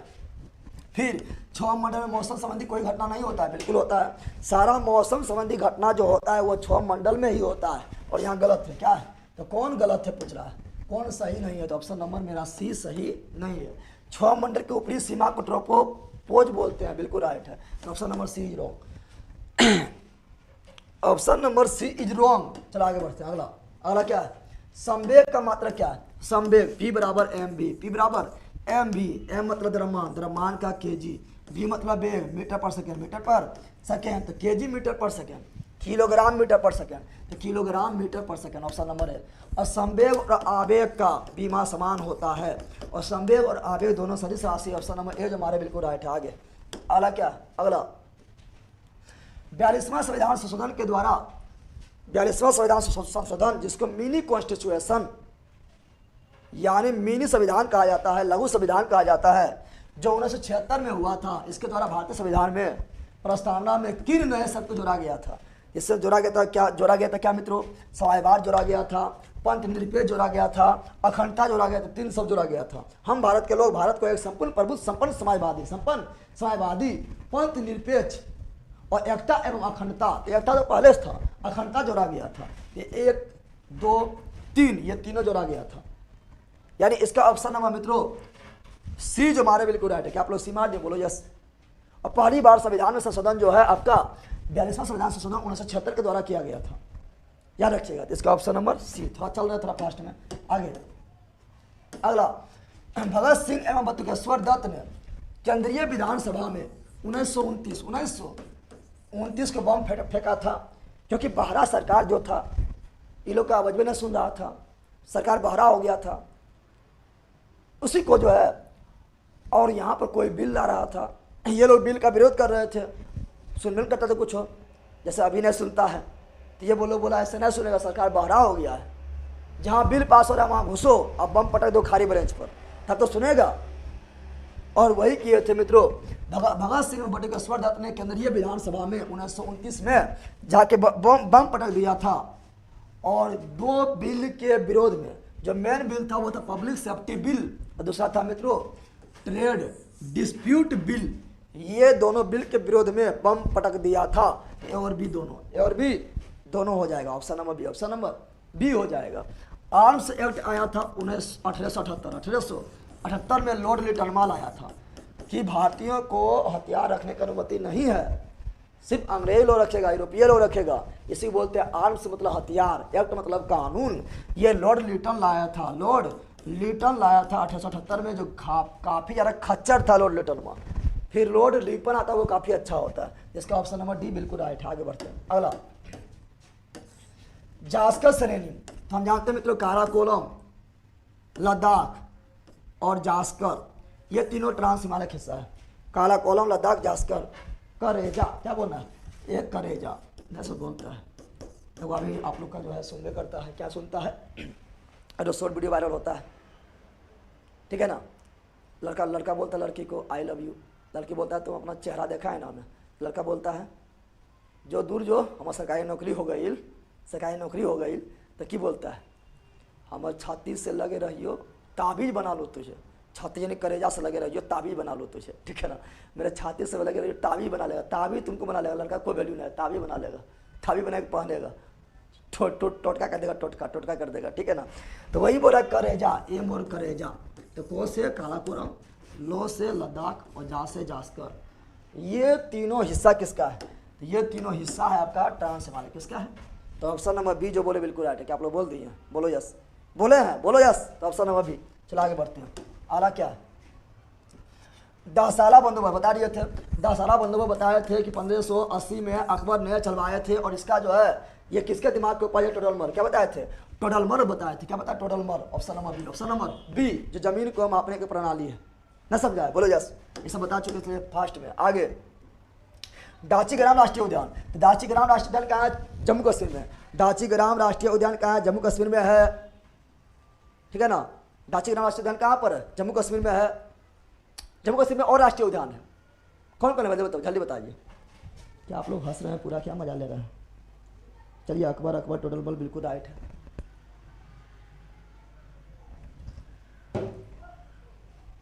और दाचीग्राम राष्ट्रीय उद्यान जो है मित्रों ये आपका जम्मू कश्मीर में है, और ये फेमस है किसके लिए, तो हंगूर के लिए। किसके लिए, हंगूर। ऑप्शन नंबर बी, किसके लिए फेमस है, तो ये हंगूर के लिए फेमस है, हंगूर के लिए फेमस है। बाकी बार आपका मित्रों सलीम अली नेशनल पार्क भी कहाँ पर है, जम्मू कश्मीर में। सलीम अली नेशनल पार्क भी कहाँ पर है, जम्मू कश्मीर में। दाचीग्राम नेशनल पार्क भी कहाँ पर है, जम्मू कश्मीर में। क्या रखिएगा, तो इसका ऑप्शन नंबर बी। चलो आगे बढ़ता है। अगला क्या है, अगला जो है सभी प्रकार के सरकारी आय तथा व्यय, सरकारी आय जितना भी हो रहा है, जितना भी सरकारी व्यय हो रहा है, सभी तरह का निम्नलिखित में किसमें जाना जाता है, बताओ। सभी तरह की सरकारी आय और सभी तरह सरकारी व्यय निम्नलिखित में किसमें जाते हैं, इसे बोलते हैं भारतीय समेकित निधि। क्योंकि सभी प्रकार के सरकारी आय, भारत के सभी सरकारी आय और सभी सरकारी व्यय को बोलते हैं भारतीय समेकित निधि बोलते हैं। और संचित निधि जो है ये आर्टिकल 266 में है, और आकस्मिक निधि जो है ये आर्टिकल 267 में है, ये भी याद रखिएगा। जन खाता निधि तो ये हम लोग का खाता हो गया है, आकस्मिक निधि वही 267 में, और संचित निधि 266 में है। लेकिन जो जितना भी आय व्यय के लेखा जोखा है ये आपका भारतीय समेकित निधि, ऑप्शन नंबर डी। आगे अगला रक्त के वर्गीकरण, तो रक्त का वर्गीकरण यानी ब्लड ग्रुप का खोज किसने किया है, तो ब्लड ग्रुप का खोज कार्ल लैंड ऑस्टिनर ने किया है। ब्लड ग्रुप 4 को होता है, एक होता है ए, दूसरा होता है बी, तीसरा होता है ए बी, चौथा होता है ओ, ठीक है ना। तो ब्लड ग्रुप का खोज किसने, कार्ल लैंड ऑस्टिनर ने किया था। और याद रखिएगा सर्वदाता कौन है, तो सर्वदाता यानी सभी को ब्लड देने वाला ओ है। क्या है, ओ है। और ओ में भी कौन है, तो ओ निगेटिव, याद रखिएगा। और सर्वग्राही कौन है, सभी से ब्लड जो है आपका ले सकता है बिना जांच किए हुए, वो आपका ए बी में भी कौन है, ए बी पॉजिटिव है, याद रखिएगा। इसका ऑप्शन नंबर सी। थोड़ा फास्ट में चल रहे हैं यहाँ पर, ठीक है, ज़्यादा डिस्कशन नहीं कर रहे हैं क्योंकि बहुत ज़्यादा टाइम हम लेट से स्टार्ट किए हैं। किसी प्रिज्म से गुजरने पर कौन से रंग की प्रकाश किरण सबसे अधिक विस्तृत होगा, तो प्रिज्म से गुजरने पर हम जानते हैं मित्रों, कोई भी प्रिज्म से गुजरने पर जो है सबसे अधिक जो है रंग सबसे कम मुड़ेगा कौन, तो सबसे कम जो मुड़ेगा वो मिलेगा रेड। कौन मिलेगा, रेड। सबसे ज़्यादा जो मुड़ेगा वो मिलेगा बैगनी। कौन मुड़ेगा, बैगनी। तो सबसे ज़्यादा विचलन किसका होता है, बैगनी। सबसे कम विचलन किसका होता है, लाल। सबसे कम विचलन लाल, सबसे अधिक विचलन बैगनी, सबसे अधिक अपवर्तन बैगनी, सबसे अधिक परिकीर्णन बैगनी, सबसे अधिक ऊर्जा बैगनी, सबसे अधिक आवृत्ति बैगनी, ठीक है ना। और सबसे अधिक तरंग दैर्घ्य लाल, सबसे अधिक वेग लाल, सबसे कम विचलन लाल, सबसे अधिक विचलन बैगनी। इसका होगा बैगनी। क्या हो जाएगा, इसका ऑप्शन नंबर डी बैगनी जो हमारे बिल्कुल राइट है। क्या आप लोग मार दिए, बोलो यस। चलो आगे बढ़ते हैं। अगला क्या है मित्रों, कांग्रेस की उत्पत्ति के संबंध में सेफ्टी बॉल का सिद्धांत कौन दिया था? किसने कहा था कि अंग्रेज जो है कौन कांग्रेस का स्थापना किया था? कौन? तो ए.ओ. ह्यूम ने किया था। उस समय वायसराय थे लॉर्ड डफरिन थे। और ये किसने कहा था कि अंग्रेज जो है ना, ये कांग्रेस का स्थापना जो है अपन फायदा के लिए बनाया है कि अंग्रेजों के तंग जो है भारतीय लोग नहीं करे, तो अपन सुरक्षा के लिए, जिसमें का कुकरवा में सेफ्टी बल्ब होता है कि कुकर फटेगा नहीं, सबसे पहले जो सेफ्टी बल्ब फट जाएगा, कुकर को फटने से बचा लेगा। उसी प्रकार अंग्रेज जो अपना सेफ्टी बल्ब के रूप में कांग्रेस को बनाया था, ये किसने कहा था? लाला लाजपत राय। कौन कहा था? लाला लाजपत राय। अरविंद घोष क्या बोला था? अरविंद घोष बोला कांग्रेस क्षय रोग से मरने वाला है। अरविंद घोष क्या बोला था? अरविंद घोष बोले थे कि कांग्रेस जो है ये क्षय रोग से मरने वाला है। बताओ किसने कहा था कि कांग्रेस के ये लोग सिर्फ अल्पसंख्यक लोगों का प्रतिनिधित्व करता है? तो कांग्रेस के ये लोग सिर्फ अल्पसंख्यक लोगों का प्रतिनिधित्व करता है, लॉर्ड डफरिन। कौन कहा था? लॉर्ड डफरिन ने कहा था। किसने कहा था कि कांग्रेस जो है लड़खड़ाते हुए अपने अंतिम चरण की ओर जा रहा है और मैं इसे नष्ट होते हुए मरते हुए देखना चाहते हैं? Lord Curzon. कौन कहा था? लॉर्ड कर्जन ने कहा था। किसने कहा था कि कांग्रेस के लोग पदों का भूखा है? तो कांग्रेस के लोग पदों का भूखा है, ये कहा था कौन? बंकिम चंद्र चटर्जी। और किसने कहा था कांग्रेस के लोग क्षय रोग से मरने वाला है? तब ये कहा था अरविंद घोष। और किसने कहा था कांग्रेस को जो है सेफ्टी बोर्ड के रूप में यूज किया गया है? लाला लाजपत राय। इसका आंसर जो है ऑप्शन नंबर डी बिल्कुल राइट है। आगे अगला, पौधे के किस भाग में प्रकाश संश्लेषण होता है? पौधा के उसी भाग में प्रकाश संश्लेषण होगा जिसमें क्लोरोफिल पाया जाएगा। और क्लोरोफिल पाया जाता है क्लोरोप्लास्ट। कहाँ पाया जाता है? क्लोरोप्लास्ट में पाया जाता है। Option number C. Option number C. और इसका ग्रेनम वाला भाग में, इसका ग्रेनम, ठीक है ना, क्लोरोप्लास्ट में दो भाग होता है, ग्रेनम, एक छोटा स्ट्रोमा। क्या होता है? स्ट्रोमा। तो याद रखिएगा प्रकाश संश्लेषण दो चरण में होता है। एक वैसा चरण जिससे प्रकाश चाहिए उसे बोलेगा प्रकाशिक चरण, और जिससे प्रकाश नहीं चाहिए फिर भी भोजन बन जाएगा उसे बोलेगा प्रकाशिक चरण। तो देखो प्रकाश संश्लेषण का प्रकाशिक चरण ये काफी इंपॉर्टेंट है। प्रकाश संश्लेषण का प्रकाशिक चरण किसमें होता है? प्रकाश संश्लेषण का प्रकाशिक चरण ग्रेनम वाला भाग में होता है। और प्रकाश संश्लेषण का अप्रकाशिक चरण किसमें होता है? तो प्रकाशिक चरण जो है मित्रों ये आपका स्ट्रोमा वाला भाग में होता है। ये भी याद रखिएगा, काफी इंपॉर्टेंट है। चलो आगे बढ़ते हैं। इसका ऑप्शन नंबर सी। आगे, भारत छोड़ो आंदोलन के दौरान स्थापित समांतर सरकार में सबसे ज्यादा समय तक कौन सरकार में कौन रहा? हम जानते हैं मित्रों भारत छोड़ो आंदोलन जो है मध्यरात्रि को हुआ था, 9 अगस्त या 8 अगस्त 1942 को हुआ था। उस समय वायसराय जो था लॉर्ड लिन लिथगो था, ठीक है ना। और ऑपरेशन, और ये प्रस्ताव कहाँ पारित हुआ था? तो भारत छोड़ो आंदोलन का प्रस्ताव पारित हुआ था वर्धा अधिवेशन। कहाँ पारित हुआ था मित्रों? वर्धा अधिवेशन में हुआ था। प्रस्ताव ले कौन गया था? प्रस्ताव ले गया था पंडित जवाहरलाल नेहरू। पंडित जवाहरलाल नेहरू ले गया था। बिहार दरोगा में प्री में ये क्वेश्चन इसी बार 1275 में आ चुका था। प्रस्ताव ले कौन गया था? समर्थन कौन किया था मित्रों? समर्थन जो किया था प्रस्ताव को सरदार वल्लभ भाई पटेल ने किया था। नेता कौन था? नेता जो था मित्रों वो थे महात्मा गांधी। कौन थे? महात्मा गांधी थे। और ऑपरेशन जीरो आवर के तहत जो है सभी कांग्रेस नेता को गिरफ्तार कर लिया गया था। और सब लोग बोला था क्या कि सरकार जो है हमें सरकार जो है अंग्रेज जो है ये हमें सरकार चलाने नहीं दे रहा है, कोई दिक्कत नहीं। जहाँ अंग्रेज के थाना है तो हमें कहता है उसको बातें नहीं मानेंगे और अपना भी थाना एक बना लेते हैं और अपना सरकार चलाएंगे। अंग्रेज के समांतर हम भी अपना सरकार चलाएंगे। अंग्रेज भी चलाएगा तो हम भी चलाएंगे। और समांतर सरकार का स्थापना पहली बार हुआ था बलिया। कहाँ हुआ था? पहली बार। क्या बोल रहे हैं मित्रों? पहली बार समांतर सरकार की स्थापना कहाँ हुआ था? तो बलिया में, यूपी बलिया। आरा हिले, बलिया हिले, छपरा हिले, यूपी बलिया में हुआ था। कौन किया था? चीतू पांडे। कौन किया था? चीतू पांडे ने किया था। और बहुत जगह जो है समांतर सरकार की स्थापना हुआ था। उसमें एक था महाराष्ट्र के सतारा। यहाँ पर भी समांतर सरकार का स्थापना हुआ था और करने वाला था वाई बी चौहान। कौन था यहाँ पर? वाई बी चौहान यहाँ समांतर सरकार का स्थापना किया था। तो सबसे लंबा समय क्या बोल रहा है कि सबसे ज्यादा समय तक रहने वाली समांतर सरकार कौन बना था? सतारा। कौन बना? सतारा। सबसे पहला कौन था? बलिया यूपी चीतू पांडे वाला। और लंबा समय तक कौन चला था समांतर सरकार, तो वह था कौन, सतारा वाला। तो ऑप्शन नंबर इसका सी बिल्कुल राइट है। क्या आप लोग मार दिए, बोलो यस, जल्दी बोलो यस। चलो आगे बढ़ते हैं। अगला प्रजापति उत्तर वैदिक, हम जानते हैं कि ऋग वैदिक काल में सबसे प्रमुख देवता इंद्र था।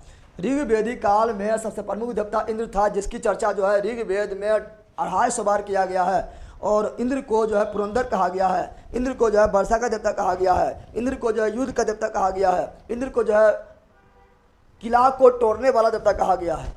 लेकिन ऋग्वेद में सबसे प्रमुख देवता इंद्र था, लेकिन उत्तर वैदिक काल में सबसे प्रमुख देवता यानी इंद्र का स्थान जो है प्रजापति ने ले लिया था। यह बिहार मद निषेध कांस्टेबल में क्वेश्चन आ चुका है कि उत्तर वैदिक काल में इंद्र के स्थान कौन देवता ले लिया है, तो बोलिए प्रजापति। कौन लिया, प्रजापति। और प्रजापति का मतलब क्या होता है, सृजन के देवता, सृजन के देवता। Option number D, option number D. तो जो ऑप्शन नंबर डी जो हमारे बिल्कुल राइट है, सृजन के देवता, सृजन के देवता। आगे जैन धर्म के 5 महाव्रत कौन है, सब लोग जानता है। सती, क्या है, सती, अहिंसा, अहिंसा, अस्तेय, ओ परिग्रह, और लास्ट में तुम लोग से जो होता नहीं है ब्रह्मचर्य। कौन चीज है, ब्रह्मचर्य, ठीक है, जो होता नहीं है। अब यह ध्यान दो, ये जो है ये चारों जो है 4 गो ये सत्य जो दिए थे, ये कौन दिए थे, तो तैसमेय तीर्थकर पार्श्वनाथ। कौन दिए थे, तैसमेय तीर्थकर पार्श्वनाथ ने दिए थे। लेकिन महावीर स्वामी आए थे, बोला देख भैया, सत्य मतलब सदा सत्य बोलो, अहिंसा मतलब हिंसा नहीं करो, अस्तेय मतलब झूठ नहीं बोलो, सजन रे झूठ मत बोलो, ठीक है ना, और अपरिग्रह मतलब धन जमा नहीं करो। ये 4 दिए थे पार्श्वनाथ तैसमेय तीर्थकर। लेकिन महावीर स्वामी आए थे, बोला ऐसा बात नहीं चलेगा। तो कैसे चलेगा, महावीर स्वामी बोला था कि जब तक लोग ब्रह्मचर्य के पालन नहीं करेगा तब तक जो है ये कर नहीं पाएगा, ठीक है ना। शादी करेगा या BF GF का चक्कर चलेगा तो सत्य तो बोलेगा नहीं, रहेगा 10 को से चक्कर चलेगा, बोलेगा नहीं तुम ही तो मेरी आत्मा हो, तुम ही मेरा परमात्मा हो, 7 जन्म में तुम ही हो मेरा, और ज़िंदगी में कोई नहीं है, खाली झूठे बोलेगा। लेकिन 10 को चक्कर चल रहा है, झूठ बोलबे करेगा। और जो है अपन वाले को किसी के साथ देख लिया है तो कल ये लड़ाई कर देगा, तो हिंसा करिए लेगा, ठीक है ना। और अस्तेय मतलब झूठ तो बोलबे करेगा कि मम्मी लाइए लाओ पैसा, थोड़ा पढ़ेंगे, नोट्स खरीदेंगे, एडमिशन करवाएंगे, और वहाँ जाके टेडी बियर, चॉकलेट दे, हग दे, ठीक है ना, कुछ मनाते रहेगा, पैसा खर्चा कर देगा, झूठ बोलेगा। और परिग्रह मतलब धन संचय करेगा झूठ बोल के। और ये सभी जो है जब तक ब्रह्मचर्य पालन नहीं करेगा तब तक होबे करेगा। इसीलिए महावीर स्वामी जो है इसको जोड़ दिया ब्रह्मचर्य को। तो ये भी है, ये भी है, ये भी है, तो कौन नहीं है, तो ये नहीं है, सयादवाद नहीं है, तो ऑप्शन नंबर डी। तो कौन नहीं है 5 सेट में, तो यही 5वां सेट जो है सयादवाद नहीं है, सयादवाद नहीं है, तो ऑप्शन नंबर डी। चलो आगे बढ़ते हैं। अगला शेख सलीम चिश्ती किसके शासनकाल में, तो हम जानते हैं शेख सलीम चिश्ती का दरगाह को देखने के लिए कौन जाते हैं, तो शेख सलीम चिश्ती को दरगाह को दर्शन के लिए अकबर, कौन जाते हैं, अकबर, ठीक है ना। तो इसका कहाँ मकबरा है, तो इसका मकबरा अजमेर में।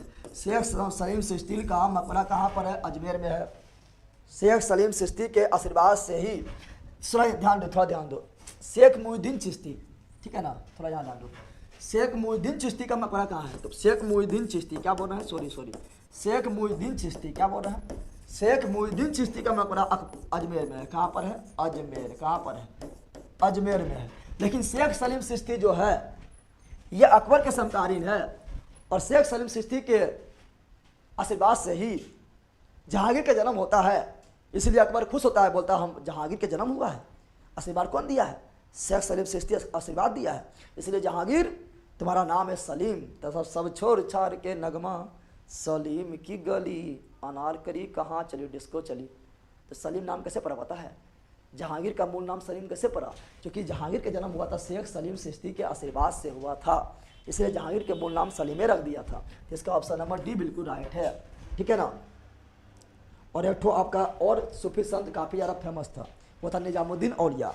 और निजामुद्दीन औलिया का दरगाह जो था वो दिल्ली में, याद रखिए दिल्ली में। कहाँ पर, दिल्ली में। इसका ऑप्शन नंबर डी। चला आगे बढ़ता है। अगला क्या है, अगला बौद्ध धर्म के संग संबंधी नियम तथा आचरण किस पुस्तक में है। देखो बौद्ध धर्म में त्रिपिटक क्या है, यहाँ ध्यान दो, बौद्ध धर्म में त्रिपिटक है। त्रिपिटक मतलब 3 गो टोकरी, ज्ञान के टोकरी, 3 गो ज्ञान के टोकरी को त्रिपिटक कहा गया। एक आपका शुद्ध पिटक क्या है, शुद्ध पिटक। एक आपका विनय क्या है, विनय पिटक। तीसरा अभिधम क्या है, अभिधम पीटक क्या है, अभिधम पीटक है। अब यहाँ ध्यान दो, शुद्ध पीटक और विनय पीटक की रचना हुआ था प्रथम बोध संहिता, प्रथम बोध संहिता में, और अब अभिधम पीटक की रचना हुआ था तृतीय बोध संहिता, तृतीय बोध संहिता, तृतीय बोध संहिता में हुआ था। फिर बौद्ध धर्म, महात्मा बुद्ध का उपदेश, महात्मा बुद्ध का उपदेश, महात्मा बुद्ध के उपदेश की चर्चा किसमें है, तो महात्मा बुद्ध के उपदेश की चर्चा जो मित्रों ये शुद्ध पीटक किसमें है, शुद्ध पीटक में है। और शुद्ध पीटक का रचना कौन किया, आनंद।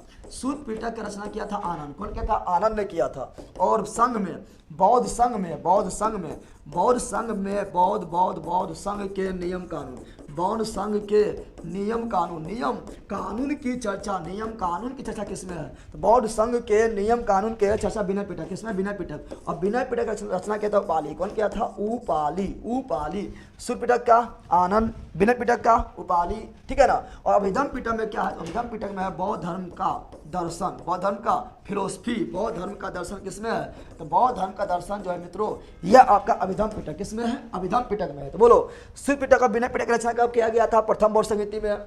अभिधम पीटक की रचना कब किया गया था, तृतीय बोध संहिता में। शुद्ध पीटक का रचनाकार कौन है, आनंद है। विनय पीटक का रचनाकार कौन है, तो यह आपका उपाली है। महात्मा बुद्ध का उपदेश का चर्चा किसमें है, शुद्ध पीटक में है। बौद्ध संघ के नियम कानून किसमें है, विनय पीटक में है। बौद्ध धर्म का दर्शन फिलोसफी किसमें है, अभिधम पीटक में है। तो बोला नियम, क्या बोला, नियम आचरण, तो क्या होगा, तो इसका होगा विनय पीटक, ऑप्शन नंबर है। बोलो कोई दिक्कत, अरे बोलो नहीं, चलिए बिल्कुल लिख दिए हैं।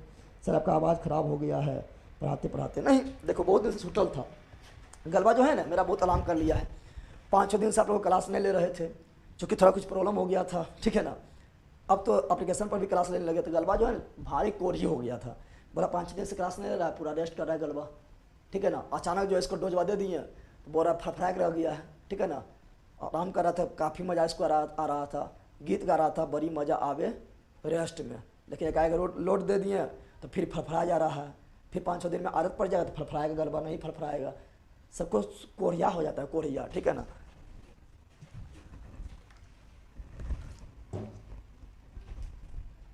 चलिए बिल्कुल लीजिए सर, आज एप्लीकेशन पे क्लास नहीं वाली, हाँ एप्लीकेशन पर क्लास आज चला था, ठीक है ना। चला आगे बढ़ते हैं। एप्लीकेशन पर आप लोग मेरे साथ जीके जीएस में जुड़िए ना एक बार, तो हल्का मचा देंगे, तांडव करवा देंगे जीके जीएस में, फिर आप लोगों को दिक्कतें नहीं होगा और अन्य जगह कहीं भटकना नहीं पड़ेगा। आप लोग कभी इसका कोर्स, कभी उसका कोर्स, कभी उसका कोर्स, हो हाँ हो रहा है पूरा, थोड़ा तो पढ़ा दिए, अंदर घुस के नहीं पढ़ाए हैं, और आप लोग शॉर्ट वीडियो देख के हो कर रहे हैं। लेकिन अगर अच्छी तरह से नॉलेज लेना है तो बिहार न्यू टारगेट बेस से ज्वाइन कीजिए आप लोग, आपका जीके जीएस पूरा कंप्लीट। जो साइंस के लिए पढ़ना चाहते हैं वो साइंस न्यू टारगेट बैच से ज्वाइन कर लीजिए, और जो सभी जीके जीएस पढ़ना चाहते हो बिहार दरोगा न्यू टारगेट बेस से ज्ञान कीजिए, ठीक है ना, बिहार दरोगा टारगेट बेस 2024 से। और जो STT पढ़ना चाहते हो STT से ज्वाइन कीजिए, जो फाउंडेशन पढ़ना चाहते हैं फाउंडेशन से ज्वाइन कीजिए। ये जीके जीएस मस्ती एप्लीकेशन प्ले स्टोर पर उपलब्ध है, वहाँ पर जाकर डाउनलोड कीजिए, इंस्टॉल कीजिए और जुड़ जाइए। जीके जीएस में तांडव एकदम हो जाएगा। क्लास में याद करवाएंगे, क्लास में रिवीजन करवाएंगे, क्लास में ही एकदम समझा देंगे, और क्लास में ही आपका PYQ करवा देंगे, क्लास में ही आप लोग को याद करवा देंगे, एकदम अंदर घुस के फिर कहीं पोस्टमार्टम करने की जरूरत नहीं है। चल आगे बढ़ते हैं, अगला क्या, अगला को चलिए राम मित्रों। भारत में परमाणु ऊर्जा आयोग का स्थापना, भारत में परमाणु ऊर्जा आयोग का स्थापना 1948 में हुआ था। अगला, निम्नलिखित में से तट से कितनी दूरी को प्रादेशिक जल सीमा कहते हैं, थोड़ा यहाँ ध्यान दो, यहाँ ध्यान दो। देखो आपका क्या होता है, यहाँ पर ध्यान देना मित्रों, अगर ध्यान से देखें यहाँ पर, तो यहाँ पर ध्यान से देखेंगे तो यहाँ पर ध्यान से क्या है, यहाँ ध्यान दो, यहाँ ध्यान दो आप लोग, ऐसे ध्यान दो, ठीक है ना, ऐसे थोड़ा ध्यान दो। तो क्या होता है मित्रों, यहाँ ध्यान दो। एक हम लेते हैं क्या, आधार रेखा लेते हैं, क्या लेता है, समुद्र तट पर एक आधार रेखा लेते हैं, और आधार रेखा से 12 नॉटिकल मील, 12 नॉटिकल मील, कितना बोल रहा है, समुद्री दूरी को नॉटिकल मील में मापते हैं। 1 नॉटिकल मील बराबर कितना होता है, 1 नॉटिकल मील बराबर 1.852 किलोमीटर होता है, 1.852 किलोमीटर होता है। तो देखो 12, तो आधार रेखा से 12 नॉटिकल मील तक की दूरी को बोलते हैं प्रादेशिक सीमा, क्या बोलते हैं, प्रादेशिक सीमा, यानी प्रदेश की सीमा, प्रदेश की सीमा।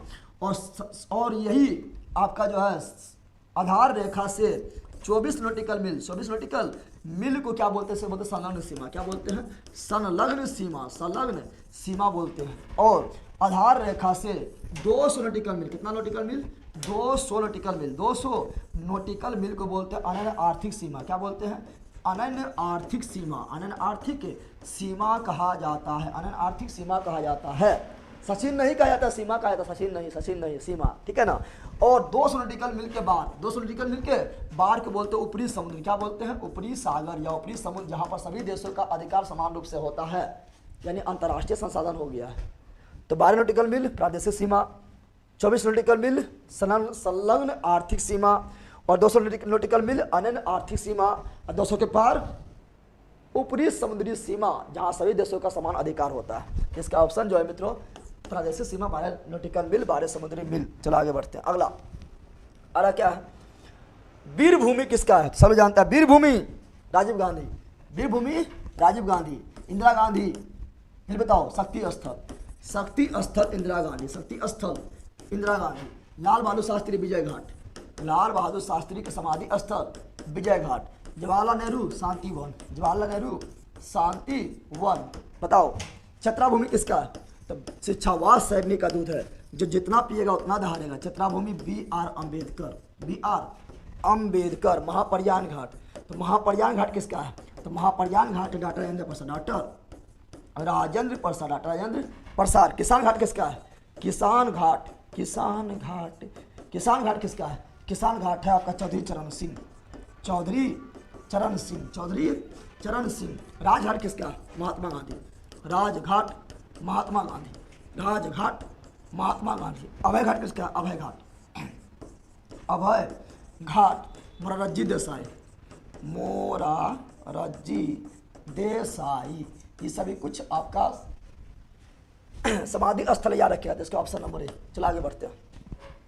अगला क्या, अगला जो है मित्रों ये रहा, निम्न में से कौन सी श्रृंखला द्वितीय रंगों के उदाहरण है। तो हम जानते हैं मित्रों कि लाल हरा नीला प्राथमिक रंग है। नहला क्या है, नहला जो है प्राथमिक रंग है, और प्राथमिक रंग से नीला हरा लाल प्राथमिक रंग है, और प्राथमिक रंग से मिलने पर जो रंग बनता है उसे बोलते हैं क्या, उसे बोलते हैं द्वितीयक यानी सेकेंडरी रंग बोलते हैं।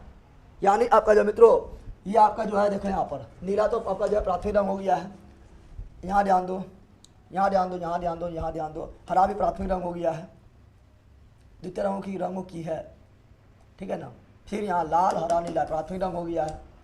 तो बोला निम्न में से कौन सी श्रृंखला द्वितीय रंगों की है, पीकॉक पीला, देखो यहाँ पीला जो है द्वितीय रंग है, मैजेंटा जो है मित्रों ये भी द्वितीय रंग है, और यहाँ पीकॉक पीला ले दिया, पीकॉक नीला होगा, तो यहाँ पर नीला तो प्राथमिक रंग है, लेकिन यहाँ पीकॉक नीला होना चाहिए, इसका ऑप्शन नंबर बी में जाएंगे, लेकिन थोड़ा त्रुटि है, ठीक है ना।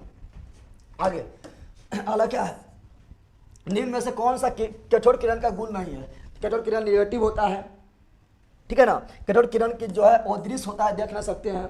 कठोर किरण जो फोटोग्राफी प्लेट को प्रभावित करता है, बिल्कुल करता है, फोटोग्राफी प्लेट को प्रभावित करता है। क्या इसकी भेदन क्षमता उच्च होता है, नहीं, सबसे ज़्यादा भेदन क्षमता होता है गामा किरण, सबसे अधिक भेदन क्षमता गामा किरण की होता है, उससे ज़्यादा उच्च किसी का नहीं होता। तो यही गलत है, यही क्या है, गलत है।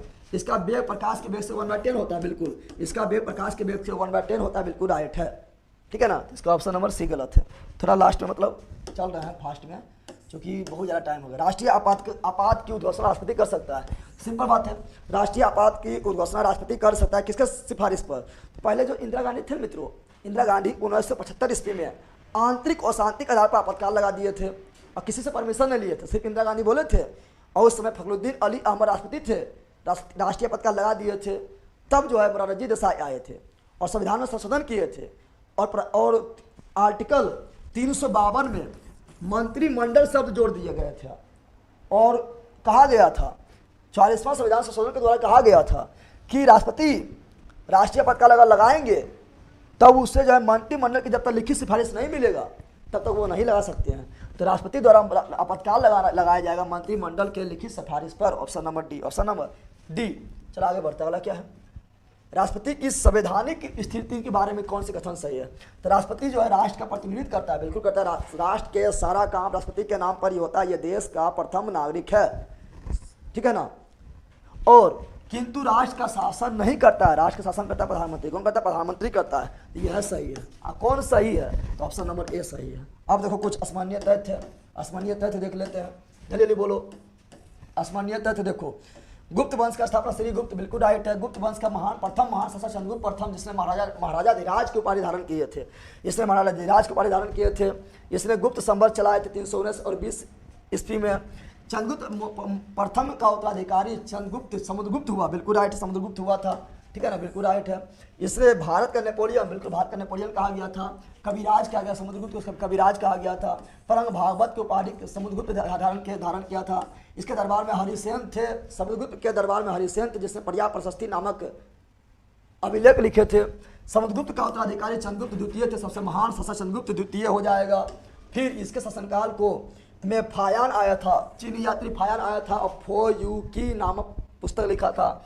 इसके दरबार में कालिदास, धनवंतरी नामक चिकित्सक और ब्राह्मीहिल जैसे विद्वान रहते थे, बिल्कुल नवरत्न रहते थे। चंद्रगुप्त द्वितीय का उत्तराधिकारी कुमारगुप्त हुआ था, बिल्कुल। और ये आपका जो नालंदा विश्वविद्यालय का निर्माण करवाए थे, इसने नालंदा विश्वविद्यालय का निर्माण कराया, बिल्कुल राइट है।